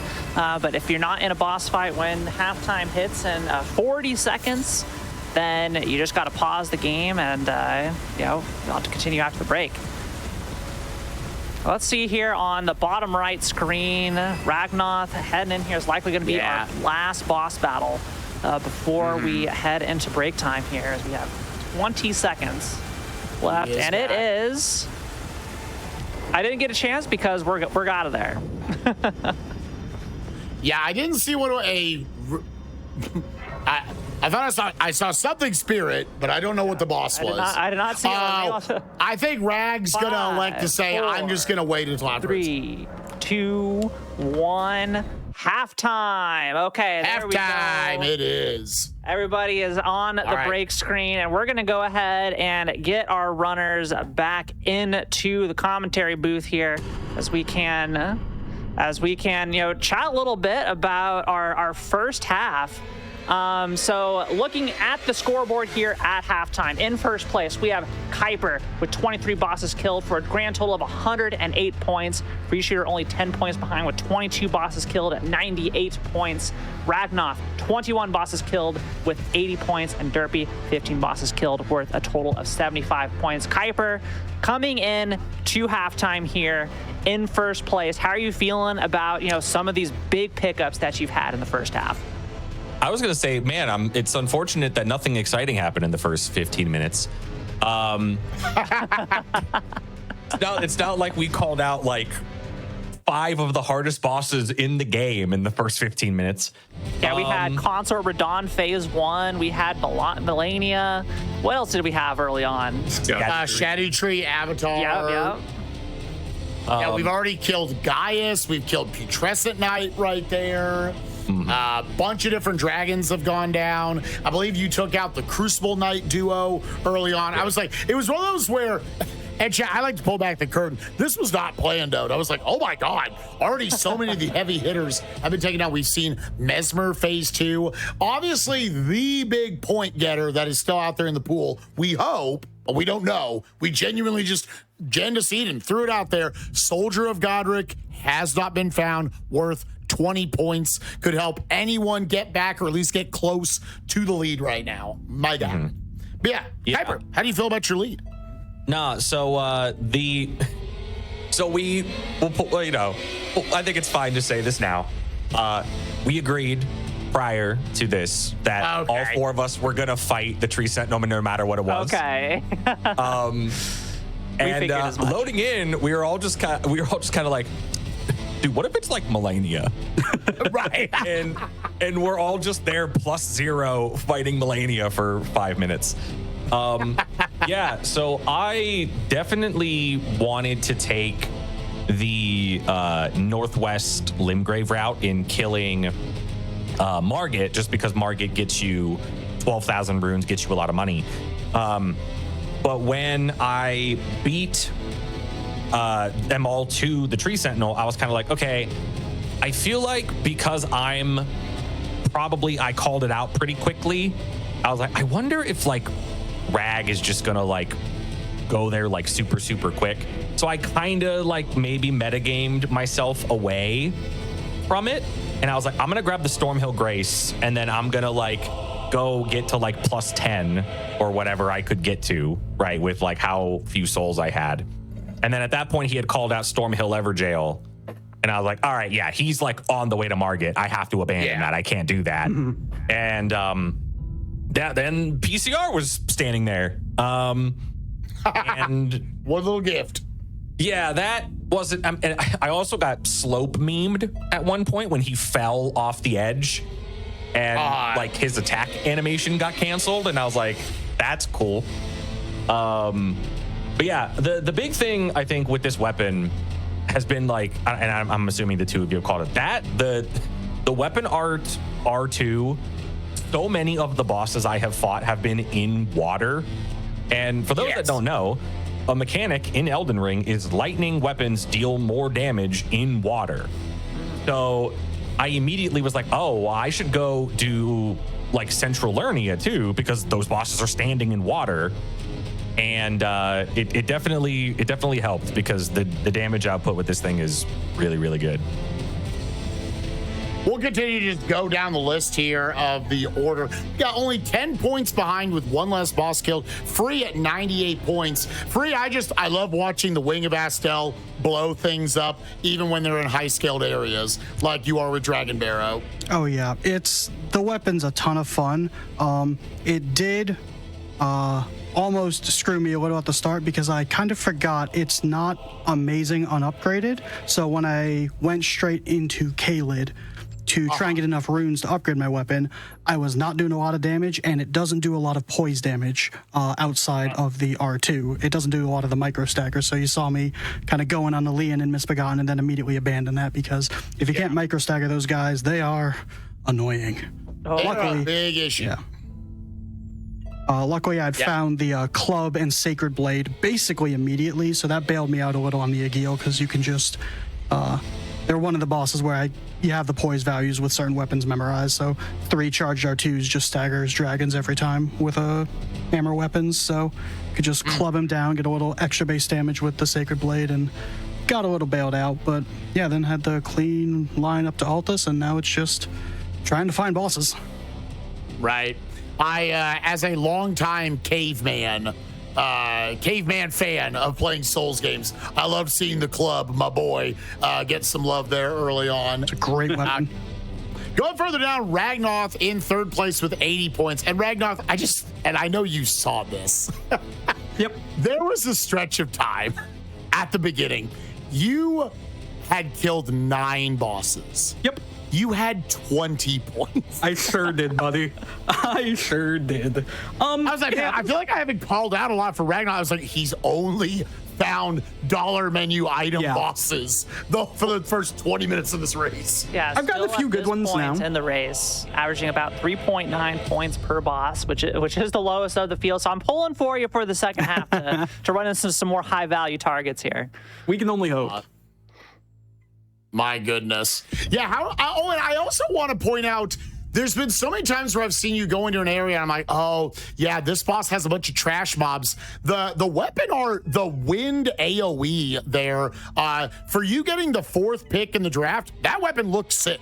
Yeah, it's not bad. The only problem with it is it does have innate faith scaling, so I'm not getting the best damage out of it, and the weapon art only scales off of faith, I believe. But the base damage of the weapon is fantastic, and it's a curved greatsword, so it has a really good moveset. Very fast, so it can fight NPCs. Like, you can stun lock NPCs with its R1s, for instance. Just a solid weapon class, so I didn't feel bad picking it. Yeah. And finally, we go over to Derpy with 75 points. And Derpy, I think the biggest thing we have to focus on, asking you right now, because I know the other night when I was last with y'all on a call, Melania popped up for you in a super nasty spot. What was your heart pounding like when you found her there that early on? Oh, I was extremely nervous, because also that location, that north Knights Cav, is a contested spot in a lot of our races. So I was, worried when I saw her, knowing I needed to not mess up on the hardest boss in the game. And then you also have the enemies there, and the just random pillars in the way that can mess you up. One of them almost got you. One of them did, and it caused me to rot in 2nd phase, which was very fun. But I'm very happy, and honestly, the tilting of the other night when she popped up down in Siluria when I had to fight her with Starfist definitely helped, because I knew a bit more of how to fight her with that close of a fist-based weapon. Yeah because I generally like the fist weapons. They're great. Starfist, Iron Balls, the Poison Hand, they are a rough matchup for Melania, or rather she is a rough matchup for them. But yeah, and then all popped off super hard when he killed her. Let's go. Oh. Yeah, but like you said, that Hippo into her was such a good start. Yes. And then it was falling in the tunnel in Volcano and just committing to a lot of runs. And so I've not killed a lot of bosses so far. So that's been fun. But yeah. Yeah, but you are keeping pace, because you do have the highest average boss worth of the bosses that you've killed so far. I just keep running into dragons. It's great. Yeah, they just take forever to kill. But I do want to commend y'all on the camaraderie. Although we're in a competition here, it's really fun to see everybody like rooting each other on when you're going through and taking on a tough boss, because this game, even for the best of the best, people who speedrun this game every single day, do randomizers every single day, the game's hard, and there are bosses depending on where they show up. It's hard, and it never really becomes super easy or just automatic by any means. But this has been an incredible first half. There are only 53 bosses left. Like, you all have been crushing through this. We may even get an entire full clear tonight of every single boss that we have available in our segmented pool, excluding a couple of areas, which again, pin message in the chat. You can go ahead and click and follow along and look at the map and see what bosses remain, who has what. And it's going to be a really exciting second half, I think. But with that, we're going to go into a short break as we catch our breath for a little bit. And if you're trying to catch up on past GDQ Hotfix shows and marathons, you can do so at youtube.com/gamesdonequick. If you're watching this on YouTube, consider liking, subscribing, or becoming a channel member to support GDQ. And if you're curious what's coming up on Hotfix, or interested running on GDQ, you can check out this week's schedule and submit your runs to be showcased at gdq.gg/hotfix. Don't go away. We're going to be right back.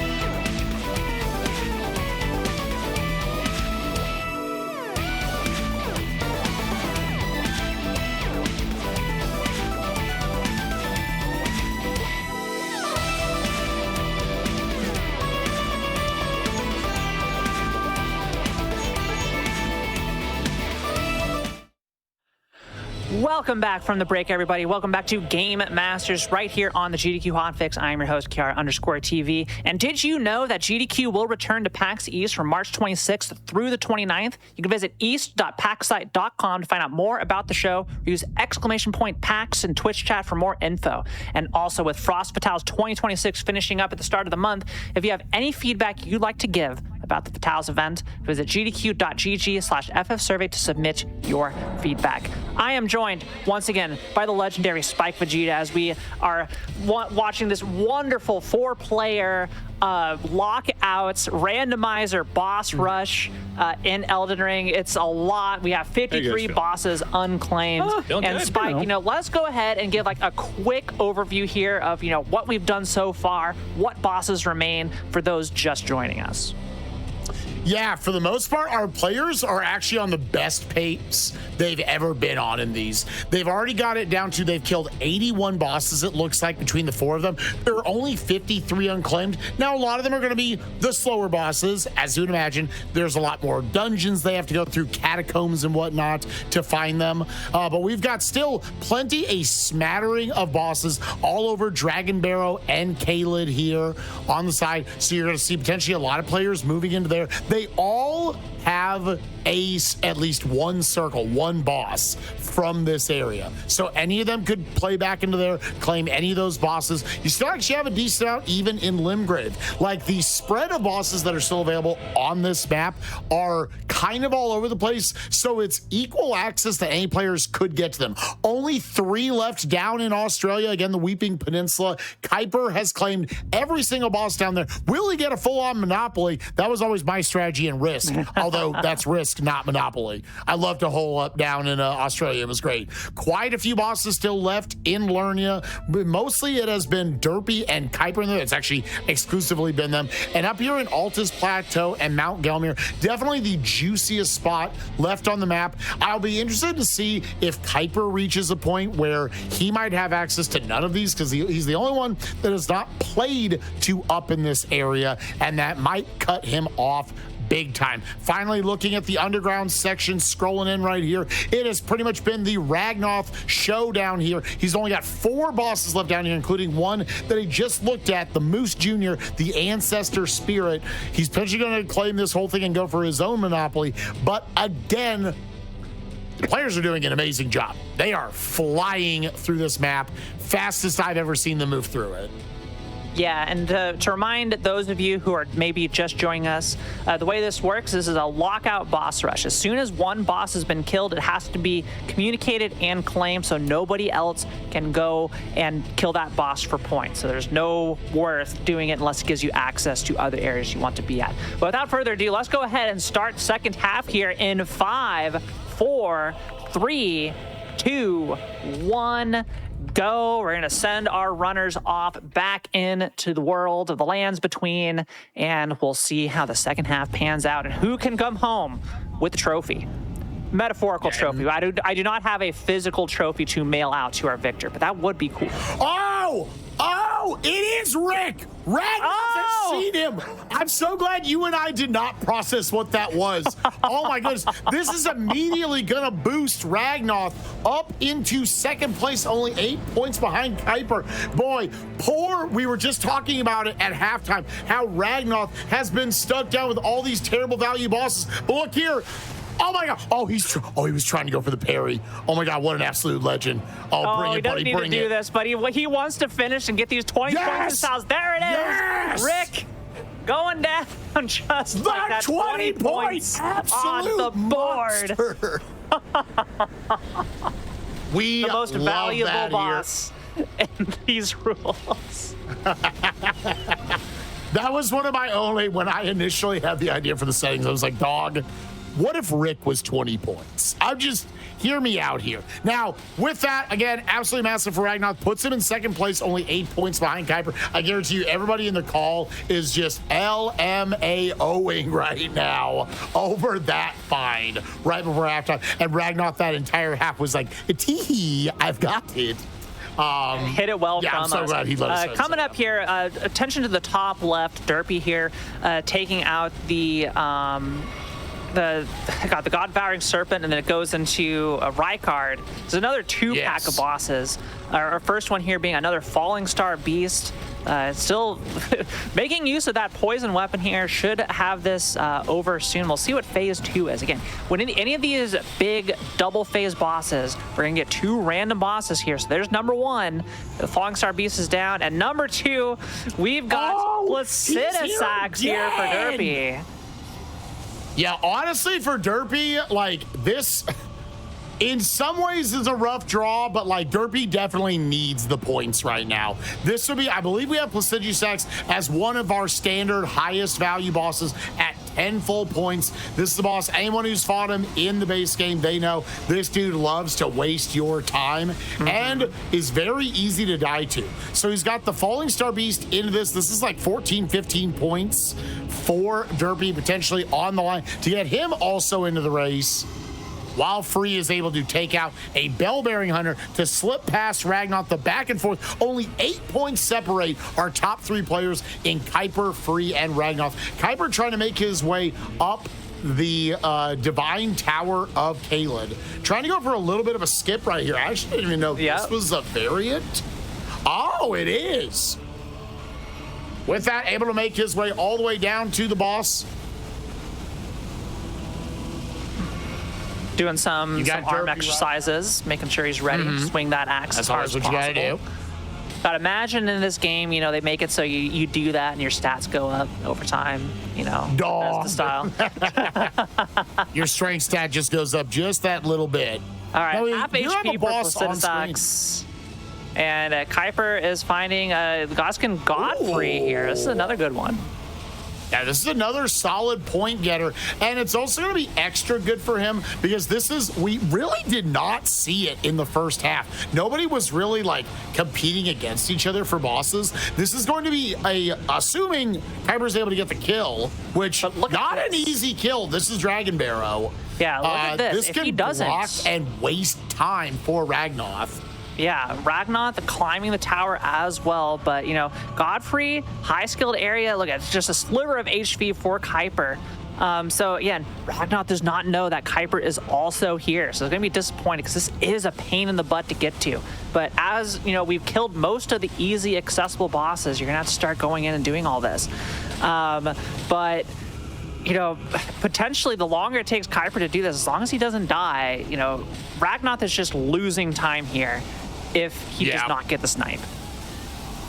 But again, this is a dieable 2 boss. Yes. Yep, that's right. That's how I phrase that. Yeah. So if you're rooting for Ragnoth, you're like, dude, Kuiper either needs to die or he needs to like kill this boss quickly. He's not killing it quickly, I can say that. Ooh, it is just a chunky health bar. Scary. Yeah. Okay, getting a chug in there, but running low on juice. Meanwhile, Derpy, quick update on the Placidusax fight. You know, that's exactly what we're talking about. Placidusax loves to waste your time. Getting hit by the fire, this is dangerous for Derpy. It has two chugs left. Drinks. Yeah, he's electing to just before he gets off. Here I think this is good. Oh, come on, buddy. You got it. You should be fine. That's Placidusax dead. All right, let's go, Derpy. Absolutely ran out of all of it. Yeah, and here we go. Looks like able to clutch it out. Man, that hurts Ragnoth. Yep, and Ragnoth's just gonna have to get out of here because there's no reason to be down here any longer now that Kuiper has taken the kill. There we go. Up to the map. Think about where do I go next? That was a tough investment for Ragnoth there that they happen to be going for the same spot. So 3 players now in Caelid. Everybody except Derpy. Yeah, Derpy able to get the kill. We'll see where he likes to go. Yeah, and he's going to like to continue back over at Pride Rock. Mount Gelmir, that is an area that is mostly unclaimed other than Derpy. I think this is a good just play into this at this point. This is where here in the second half, especially once we're under 50 bosses left, you're looking at where are the areas I have established anything. Let's go play back towards there. But what's so unique about this map and this race is, like I said, there was kind of bosses in a way everywhere. that people could still go to, that they all had like equal access to. So that was the first time I said, at some point, these players are going to snipe each other. That's the first one we genuinely saw. That is a lot of time investment for Ragnoth. He definitely still feels good that he was able to find Rick, get that big 20 points, but definitely hurts that that's not the quickest boss to get to in the Divine Tower of Caelid. Meanwhile, we have got Free Shooter taking on another one of the Falling Star Beasts. Look at the damage there for the Wing of Steel. Not only getting the big ticks, but the stagger as well, going in right to the face.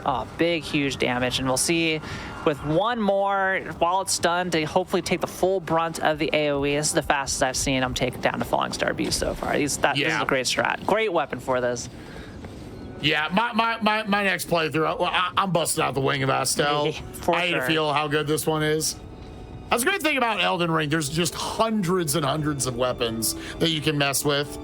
And Wing of Astel, definitely one of the more popular ones. Able to take down that Falling Star Beast in a very high-scaled area that normally would be a very chunky health bar. Here's our final Dragonkin soldier for Kuiper. You know, there were 3. Yep. Killed 2 of them in the first half, and this is our final one. Yeah, I do believe that is it.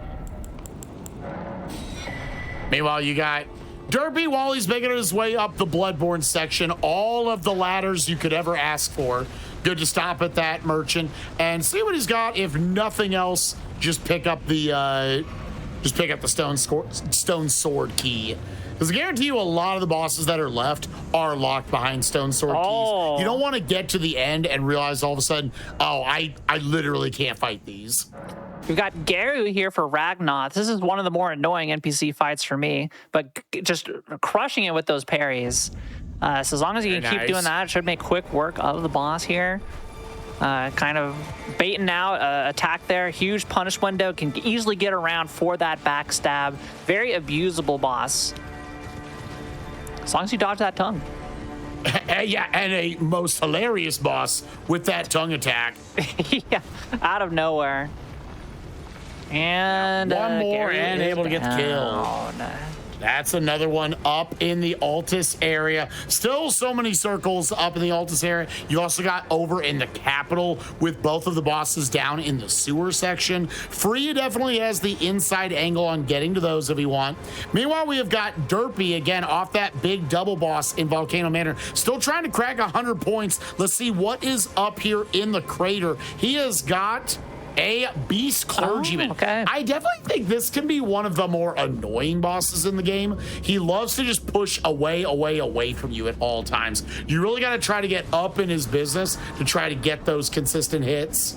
He's also got a couple very quick follow-up attacks that you can't really just roll through. Yeah. Loves to throw rocks at you. I think we're going to see the double. Yeah, right there. That attack right there. He just does a slash. Really annoying to get through. But still, the poison putting in work. Just, making sure, even though while it's running away, probably just going to die to a poison tick here. And there it is. Yeah, that's another good point getter for Derpy. Like, I don't care if you run away. And we got a Deathrite Bird for a free shooter. These are worth a nice amount. I think 7 points for these guys. 5? These might only be 4 or 5. What's good is he busted back out the club, gave it that holy buff. The Deathbirds are some of the only bosses in the game that take a ton of damage to holy-based weapons.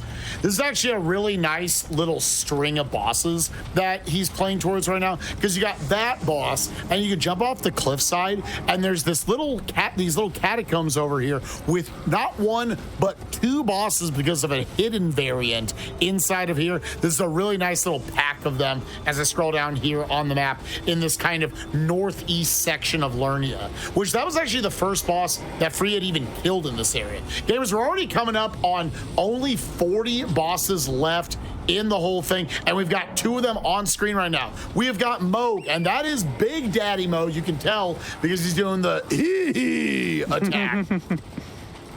Now, Kuiper doesn't have the kind of build I think would be able, unless he can get a big stagger somewhere.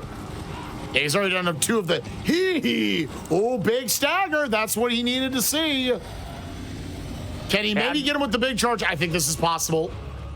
Oh, in style. Very nice. Takes the Scarlet Rod, but gets the kill. That's going to be big for Kuiper. Again, still maintaining our lead. Up in top left, we have our next Bell-Bearing Hunter. We've only seen 2 of these so far, considering there's a fair amount of them. And is this one? Oh, it is not Elmer just Fudd. Bell-Bearing. It is the Bell-Bearing Hunter. It is Elmer Fudd himself, Elmer of the Briar. Normally in Castle Stinky, like you were pointing out earlier. Yeah, Castle Stinky. Ooh, Derpy nice still has roll. access to it, so activated that grace, and nobody's been back there. Again, it's quite an annoying one to get to. So, but I imagine as we clean up Mount Gilney here, that Derpy's going to head back in there soon enough. Especially now that Derpy knows Ragnoth just taking out that Stone Digger troll in that old Atlas tunnel, Altus tunnel, is heading that direction and could choose to go in there and take out the boss in the Shaded Castle. 100%. We have got Free to his first of 2 bosses in here. This potentially, if he's got a decent spread, and this is a good one with Loretta. Love getting her in that corner, and then she just eats all of that explosion damage off of Nebulous from the Wing of Astel. So with that, depending on what this boss is, Free could, for the first time, be in the lead tonight. It's a 3-point game between the two. And electing to Mog or actually Memory of Grace thing. Yeah, I forget what it's called. Doesn't matter. Memory of Grace, I believe, is what it is. It's Memory of Grace. Okay, yeah. That's what it is. Able to open up the switch, and then it's a little faster just to Mog out, go to the start of the dungeon, and then walk your way down to the boss. Because at this point, a lot of the runes they're not necessarily going to care about, especially in these lower scaled areas. Let's see what his second boss is. Can Free take the lead? And it is nope. This is not going to do it. This is a fat 1-pointer. Sorry, buddy. You can see why it's only worth 1 point. Yes. The other snail to note is much scarier to run into because it doesn't have just a little Siluria.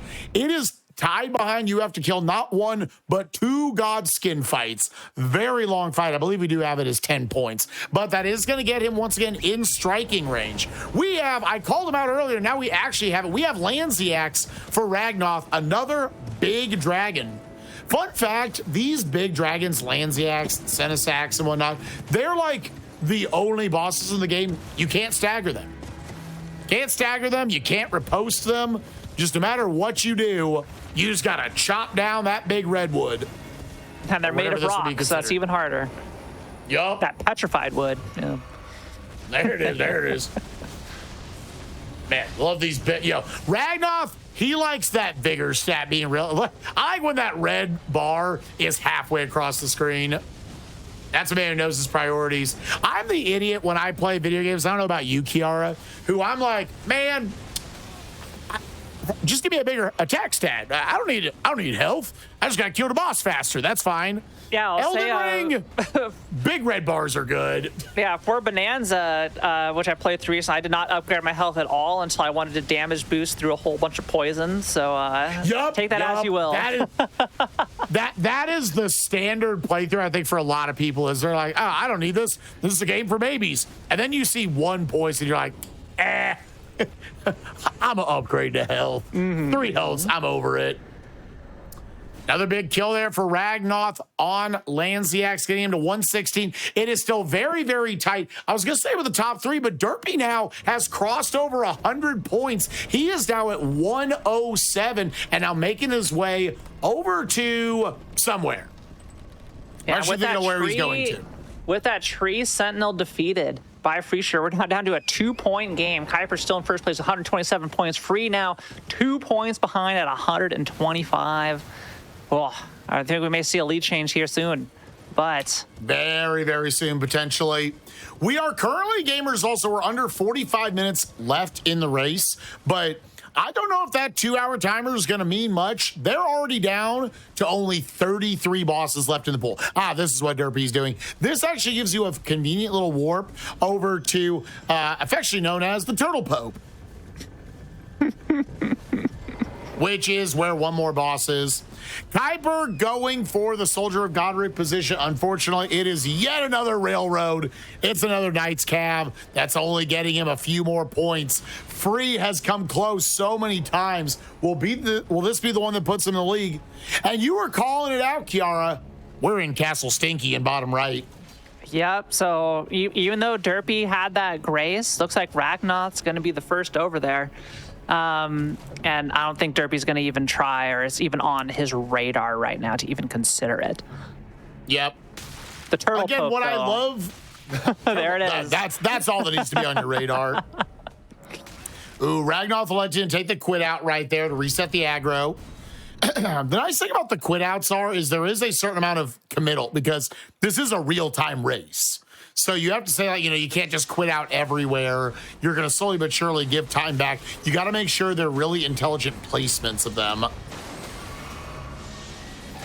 Ragnar getting trolled here a little bit, has to go all the way out of his way to take care of this flower that was just stopping him. All his ranged enemy is just saying, nope.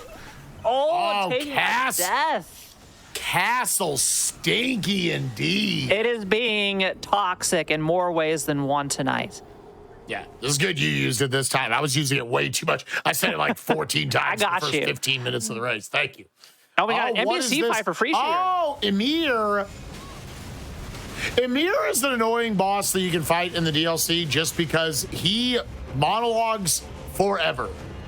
Now finally Derpy can start punching him. Yeah, now that he's done monologuing, it shouldn't take too much longer. All right, he's dead. All right. But Kuiper finding the fire giants down here. That's a big pickup. So even though I believe this is enough to, is this enough to tie the game? Or Free's gonna get put in the lead because that's Solitary Jail Knight. That happened to be in a lower scaled area, but that boss, that is my canon boss fight. That dude sucks. He does a ridiculous amount of damage, especially wherever you fight him early in the DLC. Very, very mean find early on.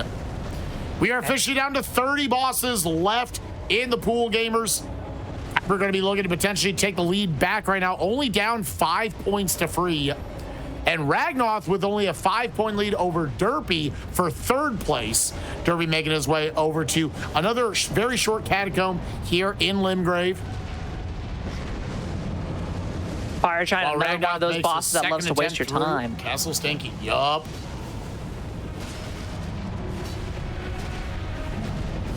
Yeah, especially with this foot, he's going to take way more damage on that left foot of his, and he keeps pushing it out of bounds.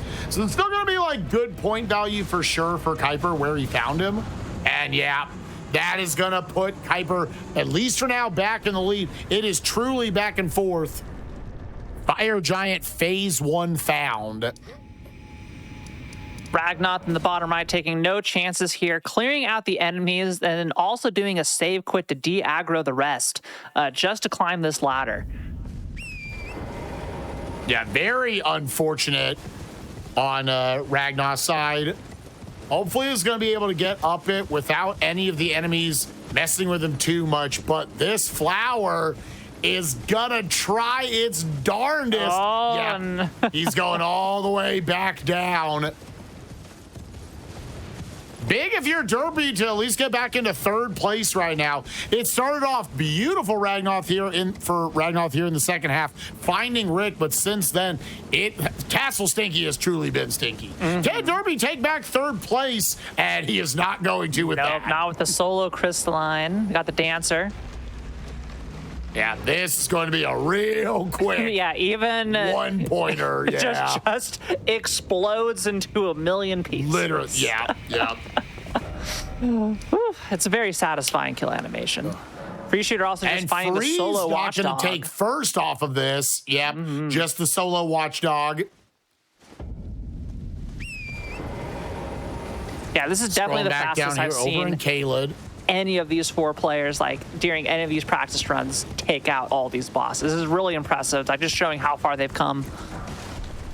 It's so fun watching as you learn, because you first start off doing these and you're just like, oh, okay, I'll kind of go around and do my bosses. And then you slowly learn how to metagame off the people you play with, and they've literally played against each other like unironically like 30 times now.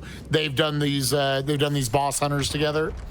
And they slowly just start to learn, like, they know where each other are. They're skipping over Sights of Grace because they say, I don't want X player, like Derpy's thinking, I don't want Free to snipe me over here. I need to get to this boss first. The mind games of these sorts of settings get more and more fun the more you play and the more you play with others. I'm honestly kind of hoping after we showcase this here, we can also get others to learn about it and start playing it as well. Especially a lot of the more dedicated Souls nerds. Ooh, Kuiper going for the boardwalk and park place of Lord of Blood. He's already taken out Big Moog. This one's going to be a little easier. Only Sewer Moog. He doesn't do the little That's going to be back down in Australia. Only 2 boss locations left down here for Kuiper. Let's see if he likes to go for them both right now. He is electing not to. In top right, we have got Free right now going down in the sewers. 2 bosses down here. And Fire Giant Phase 2 for Derpy. Yeah, up here at the isolated merchant shack. Oh man, this is 10 points, but this is also a bigger. Wait, is this not the actual? Yeah, what's up? Well, no, I was just. Are you seeing this? I thought he had broken the AI. He was just smacking Fire Giant's foot there over and over and over again. Maybe. The AI might have broken for. Dude, Derpy takes this. Derpy loves this. Oh, yep, just going to get here and staggered. Repose. Nothing is going to do. 10 points for Derpy.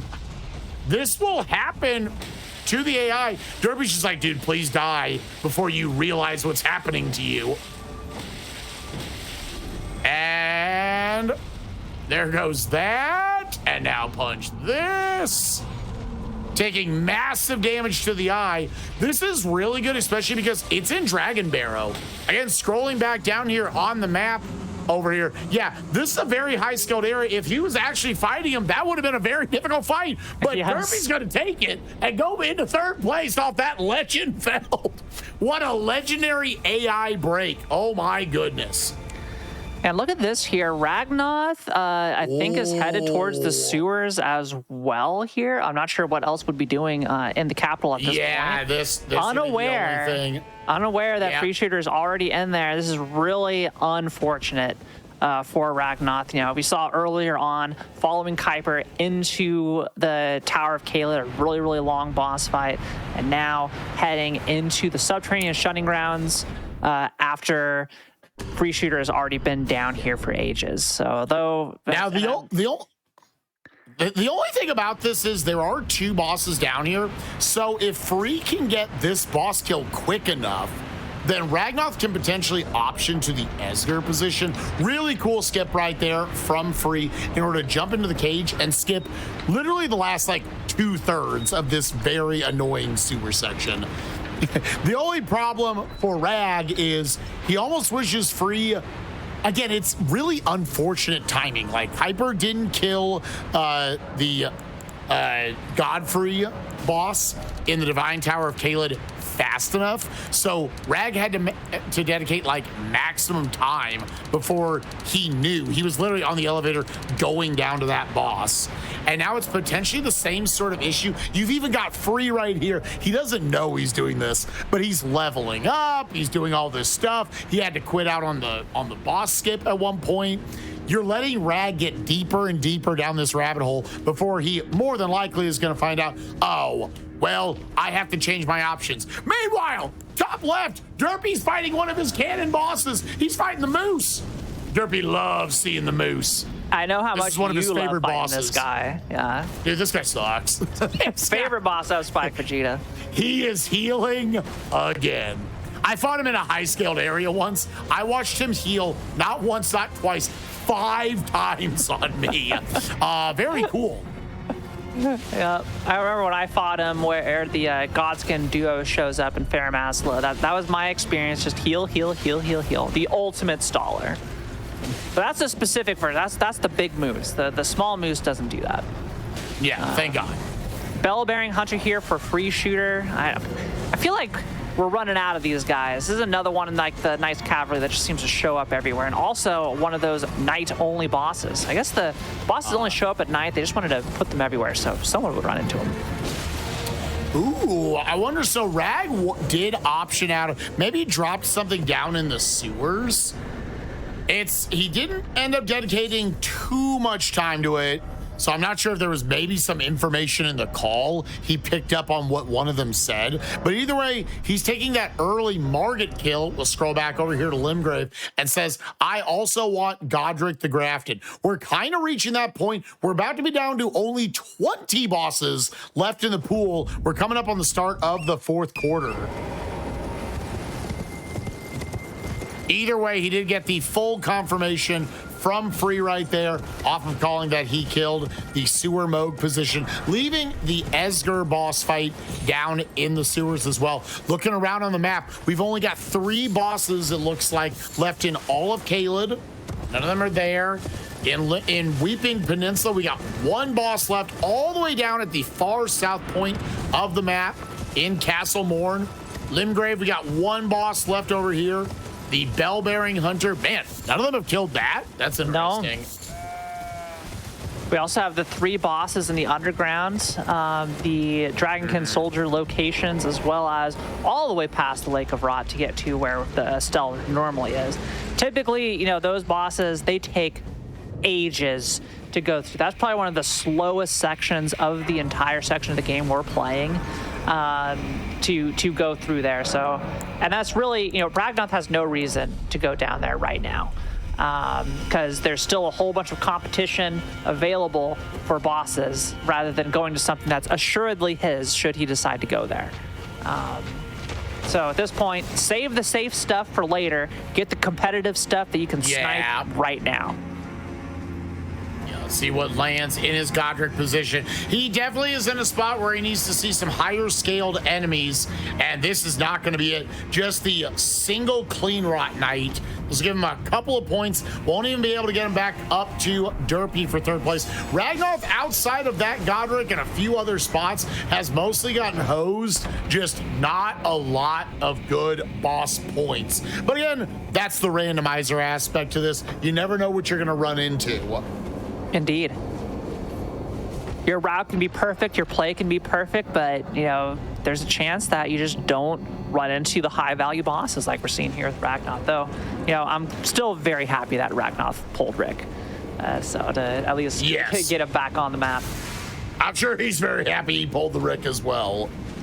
You got up here in the Ariza side tomb, a couple of the bosses at the base, kind of right to the side of the capital that Free's playing towards. Oh, and Ragnaroth going through my favorite dungeon, the War Dead Catacombs, all the way, bottom right of the screen here. You have to go all the way across Radahn's arena, the boss arena that takes up like 1/4 of the Caelid play area, just to reach this dungeon and then go through the dungeon. This is something you only see in the second half. This is not an early place you want to go to. No. Kuiper further establishing himself in 1st place, working towards one of these bosses here, I believe, in Lernia. And you've got just another Deathbird for Free. One boss I will say, again, he does have that sacred infused club, so doing a ton of damage to the Deathbird. He found another one of the best weapons in the game, the Alabaster's Lord Sword. I can't fully describe what makes it so OP, but I think it's something with like how its stamina works. You love just tap R2s on it. You never want to press the R1 button. It feels slightly broken in how little stamina it uses up to use its R2s, and you can just R2 everything to death. It's very the attacks come out fast, and you could just spam them forever. They do a lot of poise damage, so most bosses you could just like keep staggering, just tapping that R2 all day. If you couple it with like any sort of stamina recovering equipment, and it just recovers so fast. Another apostle here for Kuiper. Is this bleeding white? Is it bleeding white? It's bleeding white. All right. Dude, Kuiper loves to see. Oh, wait, no, it did not bleed white. Okay. Yeah, I thought he was about to find a very high value boss. Because you're always snail. looking for that potential, the snail that calls on the 2 Godskins. Either way, decent points for Kuiper right now. Just looking to maintain that lead. As slowly but surely, we're just running out of bosses. There's only 16 bosses left in the entire pool. He can potentially just let between the 4 of them. Yo, that was a terrible enemy in that little window right there for Ragnoth, charging into him. But he is, thankfully, near the end of the War Dead Catacombs. Just have to run over to his boss.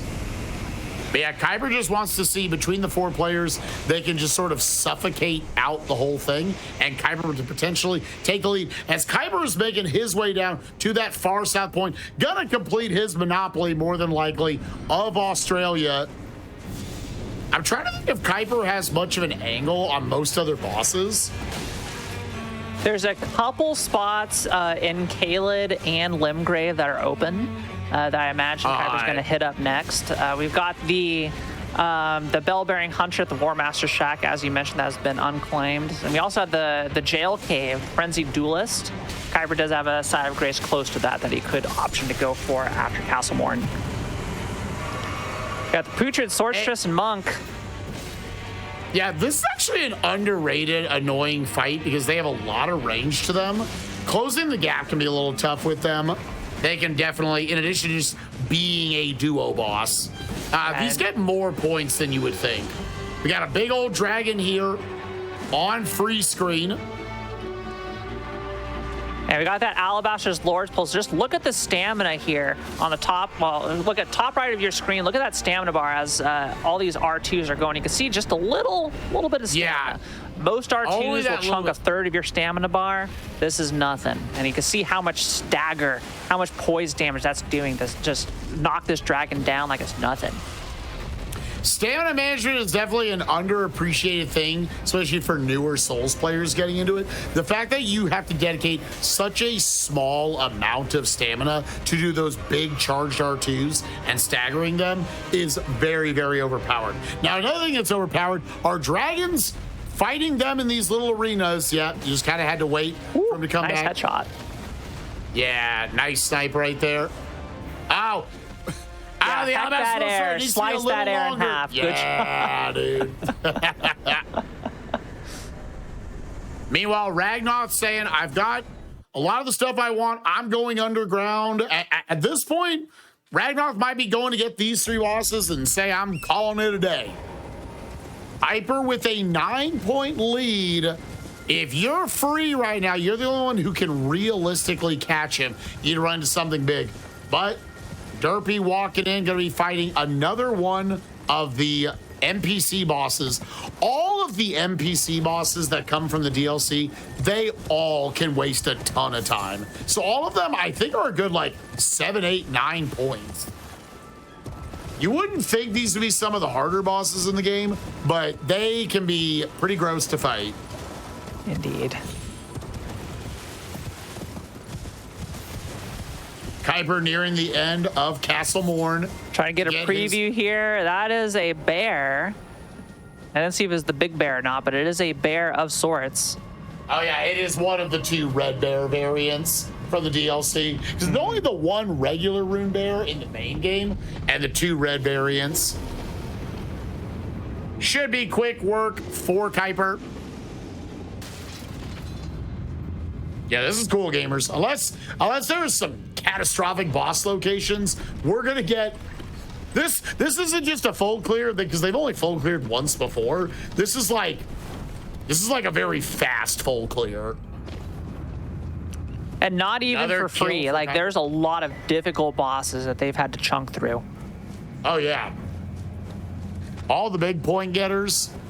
Nice from Derpy. Getting that. Another one up here, scrolling back up in the map. This is up in the Mount Gelmir area. The Kindred of Rot duo. Derpy with a lot of orange circles up here. You still got the Red Wolf in one of the Sainted Heroes graves. Those are generally some of the worst locations to go for. And the Erdtree Burial Watchdog, the Wyndham Catacombs, is probably one of the last areas they will go to. It's a very slow mini dungeon. Yeah, I imagine Makar is also going to be pretty late at this point. Yeah, he is. Where is he? There he is, right there. Yep, one of our last 12 bosses. Yeah, of the last 12 bosses, yo, Kuiper just letting himself take some chunky damage to this Mimic Tier. He was mean and took off the weapon before the Mimic Tier could do anything. How rude. Yeah, but this will only be 1 point for Kuiper. But man, he has established a pretty chunky lead here on the field.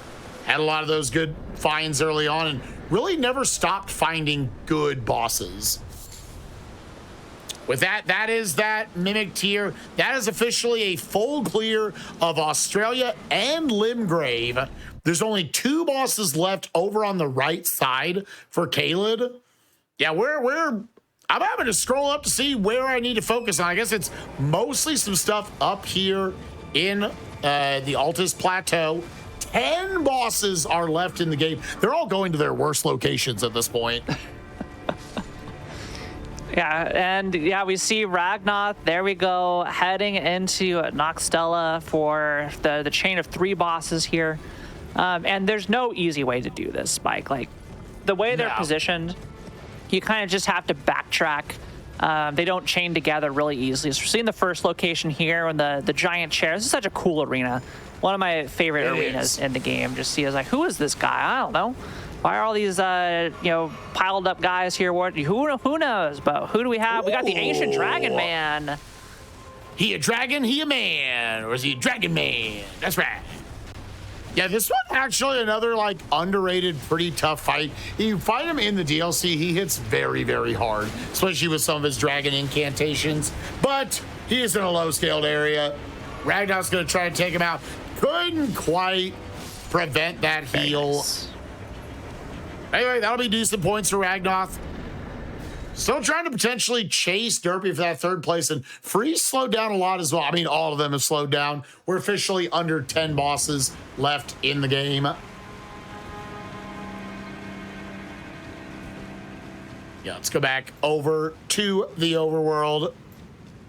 Oh, I somehow... What happened to the... Here, overworld.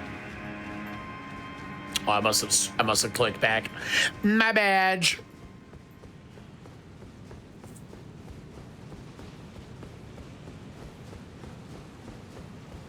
Yeah, you see Kuiper right now potentially just going to merchants to find stone sword keys. So he can think, where do I have to go based on the locations that are left? You got the Frenzied Duelist over here in Caelid that costs 2 stone sword keys to get into. And if I'm being honest right now, chat, they're probably at the point where the players know they're down to the last couple bosses. They want to get a full clear on the Hotfix show tonight. That would be pretty sick. So they're probably doing a little bit of coordinating back and forth, saying, all right, at this point, the race has maybe mostly been decided. Where do we have to go to get all these kills to make sure we have full cleared the map? We do have Godfrey, gold free, let's call him. More free. Gold free for free. And boom, done. Boom. And Ragnar's still trucking through Noxtella. Dude, this is such a terrible spot. No difficulty seeing why this is one of our final 10 bosses, 2 of them down here. Yeah. We're almost through the difficult part, so Ragnar's going to head down this elevator and has to go through the Lake of Rot one way to hit the other Dragonkin soldier, then the other way to make his way down to the Estelle. Yeah, it's kind of unfortunate. The underground is one of those, once you establish that you are the underground guy, most people are not going to contest you on it.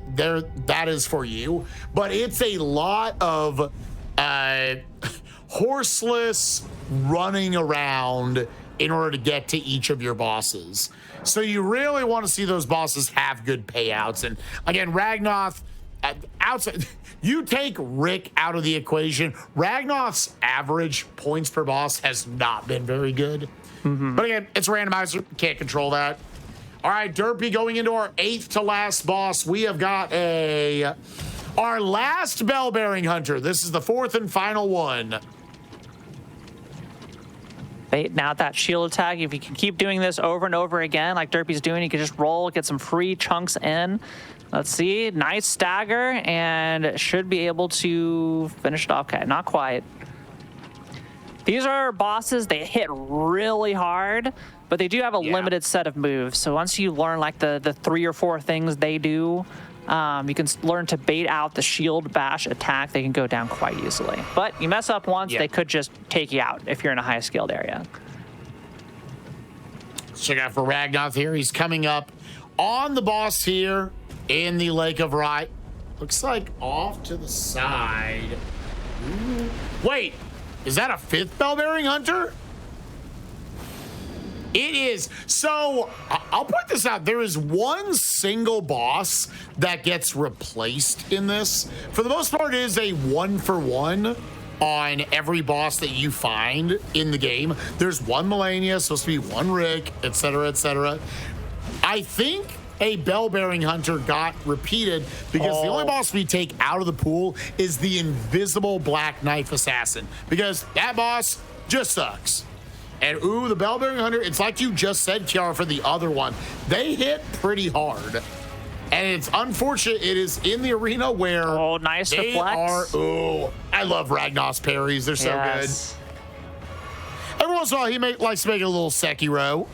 And again, I did not know you could parry these guys, so I'm going to have to go do this now. Yeah, I always want to learn how to parry bosses in Elden Ring. I've never taken the time. Other than one training session where I learned how to parry the Knight's Cavalry, because you can knock them off the horse instantly with that. A lot of it is good knowledge of their different attacks. Rag's still on good pace here with the heals. Yeah, the entire fight, it's better. You're fighting in the mud, in the rods. So you're getting that little chip damage the whole time. Unfortunately, also, top right, free shooter only running into a Knight's Cavalry here at this location. So it's going to be 2 points, not enough. what he was looking for. While Kuiper is just, running through the gauntlet here of all these giant, larger-than-life enemies in these tight spaces, making it difficult to get through this dungeon and slowing them down just a bit. Now, Ragnoth here at the bottom right is going to take a death here because almost out of juice.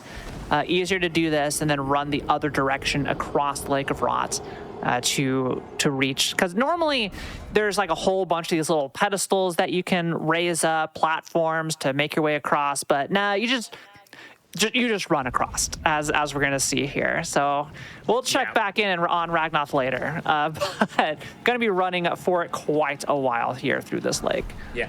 Let's review, because there are only 5 bosses left in the game. And it's about to be 4, as we have another Tree Sentinel found by Kuiper right here. And about to be 3 potentially, as we have, we have Goldfree. Derpy might have not noticed that this was called out and is missing out on it. Yeah, unfortunate mistake there. Maybe enough for Ragnoth, depending on what's on his stell here, to have a comeback for 3rd place. Yeah, might be able to snipe it there for 3rd. I wonder if this just got lost. Maybe we didn't track it exactly properly. But either way, but I was like, because this was in the Wyndham Catacombs. Yeah, we already did hear Free Shooter call it out. I would assume, it did mark it. So our final 4 bosses, there is a boss in Castle Redmane that you would normally fight at, like, you could kind of backtrack to it. So that honestly is inside angle that Ragnoth could go get it after Astel right here. We got Makar. We got Makar, who, Has anyone worked over? I think Derpy is going to Makar right now. Derpy is going to Makar. We've got the Ancient Hero of Zamor in the Sainted Hero's Grave. That is also one that Ragnoth actually, funnily enough, also has an inside angle on, just because he killed the bosses that are right in front of them. Unless someone else has the Sight of Grace there, it's honestly a fair amount of hooping it to get over there. And then just this Astel spot. I won't bother clicking over to the underground. This is the last boss down here. So funny enough, for there only being 4 bosses left, 3 of them are Advantage Ragnoth. Yeah, and we have Derpy and Free both going to the Makar location here. So nice close race. Who's going to get there first? Who knows? Right now, Derpy is going to be the first to get to the main ladder, but we'll see how the movement goes. They are actually very close. They're like seconds apart getting up here. So this absolutely could go. Oh, and Ragnoth. This is great for Ragnoth finding Matir, the natural born of the void, at the Estelle location. Yeah, I don't know how many points. Metter can suck. Like, especially if, again, it's a very, like almost all the DLC bosses, it's very position-based where you are. You try to hug on the side, then all those little fingers just go bring and just take you out right there. Okay, I don't know what happened there with that repose, but that was cool. Yeah, a little weird. A little weird. Oh, can he kill it before it gets up in the air? Yeah. We're going to get the spin to win. Or, nope. Spin to win denied. Honestly, a great arena to fight Metter because it kind of is thematically appropriate. Oh, and that is the no! Did Derpy get the Sight of Grace? I don't know, but Derpy fell off the ladder. And that officially ties Ragnoth and Derpy. A death for Kuiper right there. Oh yeah, if you're Derpy right now, that's your only play. You gotta go back.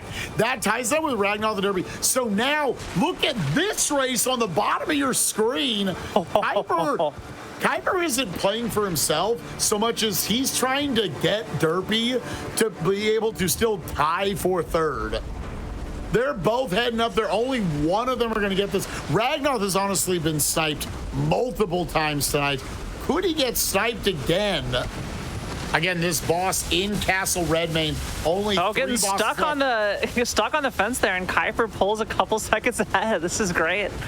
Yeah. Oh my goodness. And then so guaranteed, unless something weird happens, the final boss in the pool, which it's probably a pretty high candidate for the worst boss location in our pool, is the Ancient Hero of Zamor in the Sainted Hero's Grave. It's a very involved dungeon where you have to like bait an enemy into a light source. You have to bait that enemy all the way across multiple rooms to get there. Very, very slow. And it makes sense. Will be the last one to go killed. Man, we have got 2 different races going on. Derpy unfortunately taking a death, not taking that safety Sight of Grace beforehand. And it is an unfortunate enemy that was at the bottom. We'll see if Derpy elects to. No, Derpy not taking the safety grace again. Yeah, Free Shooter about to get to the point where Derpy feels. I'm curious what enemy was up there because he was knocked off, died to fall damage here. So I'm curious what enemy was up here that was kind of blocking the path. It was a giant, obnoxious hand. Of course. There it is. Yeah, now Derpy's like, I don't need a Sight of Grace. I'm just going to kill it. Which is smart because either way, you were probably going to feel like you had to kill it. Oh, man. And looks like Kuiper's going to be the first one to get there. Yep. He's elected to slightly cleaner movement. And I think even with that Sight of Grace, still going to enter the boss arena first, though Ragnoth not far behind. But at this point, there's going to be a lower scale boss. They're both going to be able to chunk whatever it is down really quickly, and it is Neil. Oh, okay. This honestly could go either way. It looks like Kuiper is electing to try to just rush. We'll see if Ragnoth elects to try to actually kill the boys. Boys are almost down already. Is able to. Yeah. I think Ragnoth just sniped third. I think he's got the inside angle on it. Oh, and Free only finding the Yeah. Beastmen up here. That's not going to be enough to take over Kuiper, Nah. but does give him the only option thing of finding or getting to this other, the hero's grave here first. Gamers, legitimately, Free might snipe this on the final boss. We don't Because know. he has the inside angle. Look at this battle, though, for trying to get this. If you're Kuiper, you basically need to win. Oh, You need the to win huge this race. parry here for Ragnoth. Yup. Oh, they're both staggered, Kuiper though. answers The with damage another race big is chunk. back and Oh my forth. goodness. I think Kuiper has this. There it is. Kuiper taking down Niall, and I think that's Yeah. going to solidify it. No matter what shows up here, Free needed Ragnoth to take him out, but unfortunately, I Didn't thought have a Rag chance. was going to snipe him there after taking out the two boys first. And then I looked down after looking up at Free and said, how has Kuiper already killed this? Yeah, so now it's coming down to the only way, and I think we basically already determined, we saw the boss that was duplicated. It's an 11-point lead for Kuiper.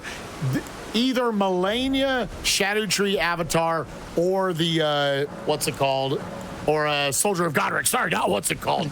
Your boy. Your the boy god Rick. himself. yes. They would have had to get duplicated. Not to ruin any hype about this. I think he's already been, I think we've already seen the duplicate. Unless I'm misremembering how many bell-bearing hunters there are. Either way, we'll see. Going down, you will see why this is the last boss location. Yep. Free shooter first in. Ragnoth about 15 seconds behind. heading into the Ragnoth has been sniped so many times tonight. Derpy right now just saying it is not in my hands if I keep third place or not. That Let's go was ahead and focus potentially in very on free exciting. shooter screen here on the top right. We head through the final dungeon of regulation. That's all I'll say. Right? The final boss of regulation. We're actually not going to be too far under 2 hours because again, a lot of them were the slower bosses later on.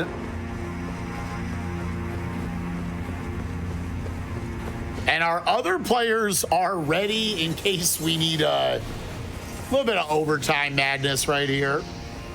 Oh, we're going in. Oh, they're ready. All right, so ready. Kiara, of all the bosses you can think of left in the pool, who is this going to be?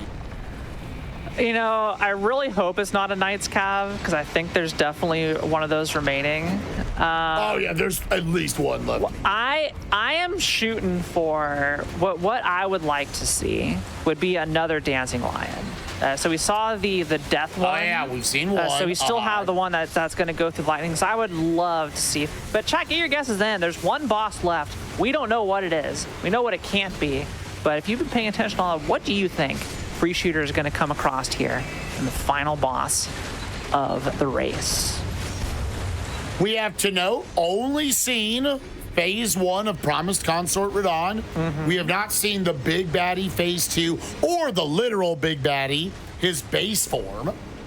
We have not seen the Elden Beast yet. There's some big bosses left. Mesmer phase 1, I know we haven't seen. Yep, haven't seen phase Romina. Ooh. Yeah, Ragnar took a death there. Yeah, So those this is going to be a little Free lightning Shooter. balls. Yeah, those nice. You put them to sleep as well. Those little lightning balls can be a big issue. You can see right here, this is what makes this dungeon so slow. You have to bait this duelist all the way up to the light source here. And if you get even slightly too far away, he de-aggros from you. Yep. I don't think I ever did this one when I played, so. Yeah, That is kind of- it's not oh Come my on. God. Come the on. Come on, de-aggro. buddy. Oh my God, and then an enemy coming up. No, stop this. We need to know who you are. They have to touch this light source in order for you to damage them. Come on, buddy. Oh my God. Oh my Here we go. gosh. Dude, There it is. right now Ragnar was like, oh, okay, all set. Dude, if Ragnar didn't die, very realistically, he could have came back and took this. both Derpy and Ragnoth got blocked enough to where they just stayed tied for third. It's funny because I just All fought right, those now we enemies just in have to Donkey Kong walk through. Bonanza, the ones you had to bring into the light. And I was like, I didn't know it got him. Oh, yeah, it is Bonanza, dude. That's where Bonanza got the idea. All right. Chat, who is it? Who is the final boss in the pool? Yeah, don't be a Knights Cap. Give us something good, please. It's probably just going to be something crappy, but... Most likely, but what if it was if- Consort too, you know? Dude, bro, it is a... Oh, it's just... Erdtree Avatar. It's a generic Erdtree Avatar. Let's go. Dude, honestly, that's way more on brand. Honestly, it's proof that This we is didn't what we, plan you know, to this see is the tier of boss we expected it to be. Yeah. We could have hoped for the grand finale. But So there it what's is. funny is, even if Ragnoth had sniped Kuiper for on that last kill in Castle Redmane, that was not enough points to overtake All right. Kuiper.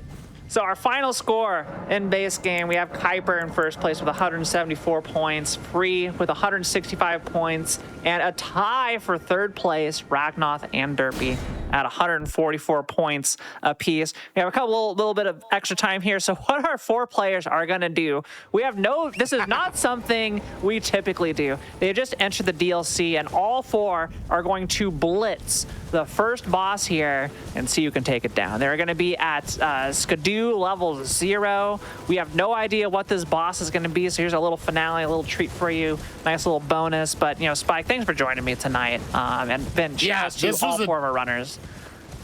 Yeah, Kiara, thank you so much for... Kiara came into our chats and was like, I want to do this on my show. I was like, oh, okay, that's great. I know you were a big believer in these settings. They really are a ton of fun. We are hopefully going to get this to the point where it's very accessible for anyone to pick these up and play some Elden Ring randomizer with it. It's a good time. All right, who's it going to be? This. And this is just another Erdtree Avatar. Dude. If it's a Knights Cap, okay, It's no.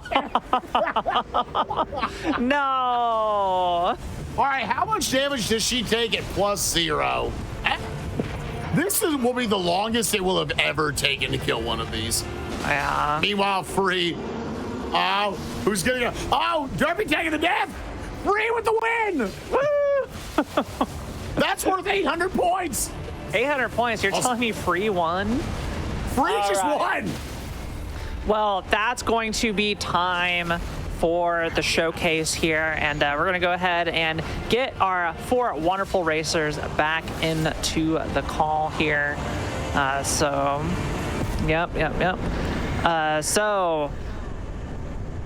Just giving them a couple seconds. Again, everybody, thank you so much for watching tonight. This is a super awesome showcase of, you know, what you can do with the randomizer, so many different settings, and, you know, get four players together, send them in and see what happens. But, you know, first of all, Kuiper, congratulations.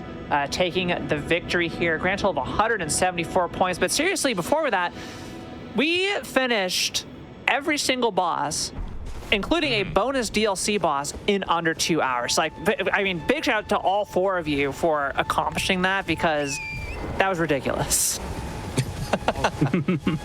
Yeah, we've only how many full clears have we gotten? I feel like This is just number 3. one? We've done like 3 or 4. I think this was our It's been third. it's been recent where we've started getting to the full clear. Yeah. yeah. Do y'all think at some point you want to expand the boss pool, or do you feel like... I know Well, we've no, talked so about that a little bit. we've already discussed incorporating every boss in the game, Yep. and that would include obviously all of the DLC bosses. It would also include bosses beyond the end of the game. There would be some other, I don't really know what you would call them, other liberties taken, other things added into the world state. Basically, we'd have to give ourselves graces. Yes. We would be starting the game with a couple different graces. Yeah, similar to how we start with the Liurnia grace. Yeah. It would be a lot more open to the point where like you can go like the first thing you could kill if you really wanted to would be like Knight's Cabin mountaintops if you wanted to be an absolute lunatic. Right. But yeah, this was, I think, great. I think this is really funny, by the way, what I'm looking at. Yeah, I think we all kind of like recently were starting to get to the point where we were full clearing everything. But then we also had a practice, I think it was like the last practice we did where there were like 12 bosses left. Yeah. Or something like that. It just kind of depends on our builds and kind of, you know, if we have some really unfortunate deaths, you know, we all kind of like had good builds going, I think. Yeah, this was great. I think we had a lot of really cool bosses. The only like really big things we didn't find were like Midra, Consort Phase 2. Consort Phase 2. Sad Mesmer Phase 1. We didn't find Mesmer Phase 1. We didn't find Bale. We didn't find Elden Beast. Yeah, Elden Beast was found. We were going through all the bosses as Ragnath and Free were going down through the Sainted Hero's grave. Great last boss. We were like, oh, Elden Beast could be Consort Phase 2. We're like, it's an Erdtree avatar. Let's go, baby. Classic. Honestly, more on brand that it was just an Erdtree avatar. Because had Ragnath sniped Kuiper in Castle Redmane, it was a Free, if he can get a 4-point boss, can force a pseudo overtime that probably would have been the solitary jail knight here. Yep. And it was just an Erdtree avatar. It wouldn't have been enough. I was like, It came down to it. Yep. So, but GG gamers, that was so much fun. Yeah, well, Yeah, and I just want to know how it was like for the two of you, like watching this. Like we obviously the four of us playing. You know, we've talked about this before that like we really think these settings, in a very strange way, are just a really good spectator sport. Yes. I just want to know how it was like for the two of you watching. Yeah, it was nice in the second half here. You know, the first half, as we've been going through these, you know, seeing everybody go their separate ways. And the second half is when we see a lot more stepping on each other's toes. So there are a couple good moments there with like the Divine Tower of Caelid, and even the finale where we had two simultaneous races going on. Where we had the top half of the screen and the bottom half of the screen both racing towards the final two bosses remaining, mere seconds apart on both ends. So, you know, Kuiper, you and Ragnath were going towards Castle Redmane, mere seconds apart. I think Ragnath was first in, and then you overtook with Ragnath got stuck on a fence, and then even down to the HP, it could have been anybody's boss there. And likewise, you know, Derpy and Free Shooter, both of you heading to Makar at the same time at the end, also mere seconds apart. So that was really exciting to end it out. And also not realizing Free had done Wyndham Catacombs and ran through all of Wyndham Catacombs before. Yeah, we did see I was that. wondering. I was like, oh, it's gold Free. I think something maybe didn't get. Yeah, because I was running through Volcano Cave and the Sainted Hero's grave up in Gelmir. I'm not normally a Gelmir push person, so I was like, I was wondering if that was like your first time pushing it. Yeah, it's not the first, but it's been a while. Like it's many seeds since I've been up there, so it was like, all right, time to remember all this. And so we were talking about it, so I just did not hear the Wyndham get, because we had just talked about what was available up there still. So Wyndham had come up, so it was just in my mind. Yeah. All right, everybody. Well, I want to give each of you one chance here to, you know, talk about yourself, talk about your stream, any projects that you have coming up here in the near future. We'll go bottom up. We'll start with Derpy and Ragnath, who tied for third place. Coincidentally, it's like Derpy. You know, everybody, Derpy Dragon 15. Go give him a follow. What you got coming up here, Derpy? You know, actually might stream some stuff. Yay! Let's go. Mainly, actually Pokemon Champions. I'm planning on getting into Pokemon and competitive Pokemon here coming up. So, yeah. All right, Ragnath, how about yourself?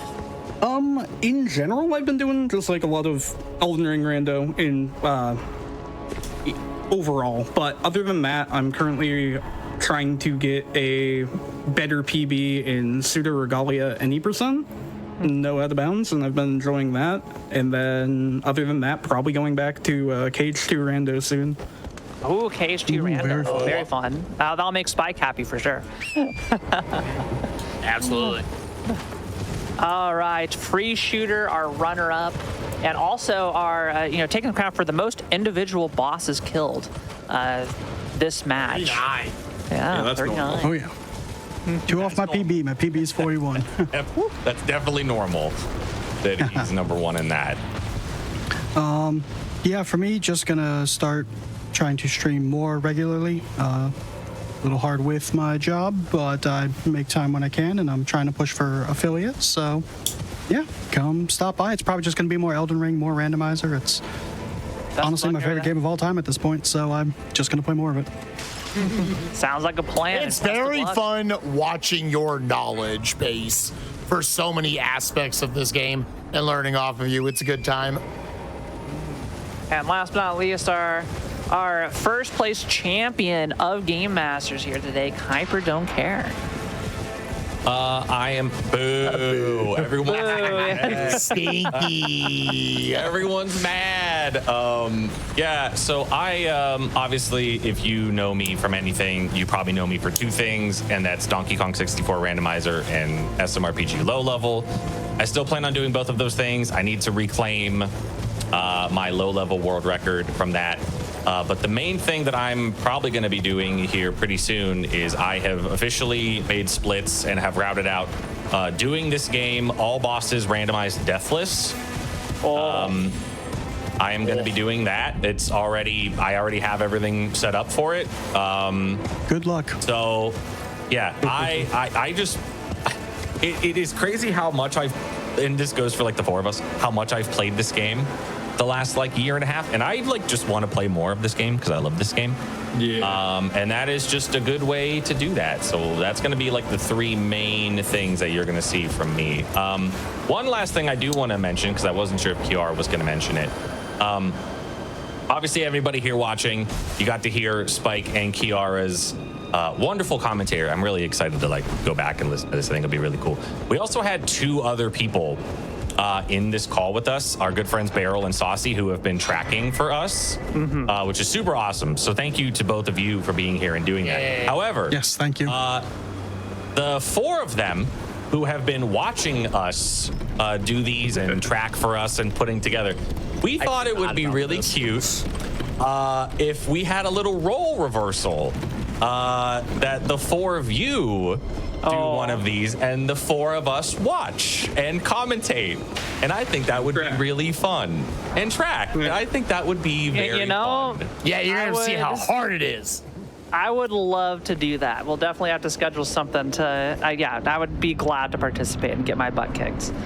So I need to go brush up on some skills, do some solos, and make sure I know where all these dungeons are and how to get through them. So, but yeah, I am game to do that at a future time. Again, yeah. We will not full clear.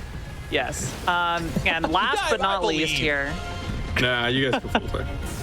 Yeah, last person I do want to give some time to shout out Spike Vegeta, my co-commentator today, bringing in so much knowledge, because you've definitely played this game a little bit more than I have.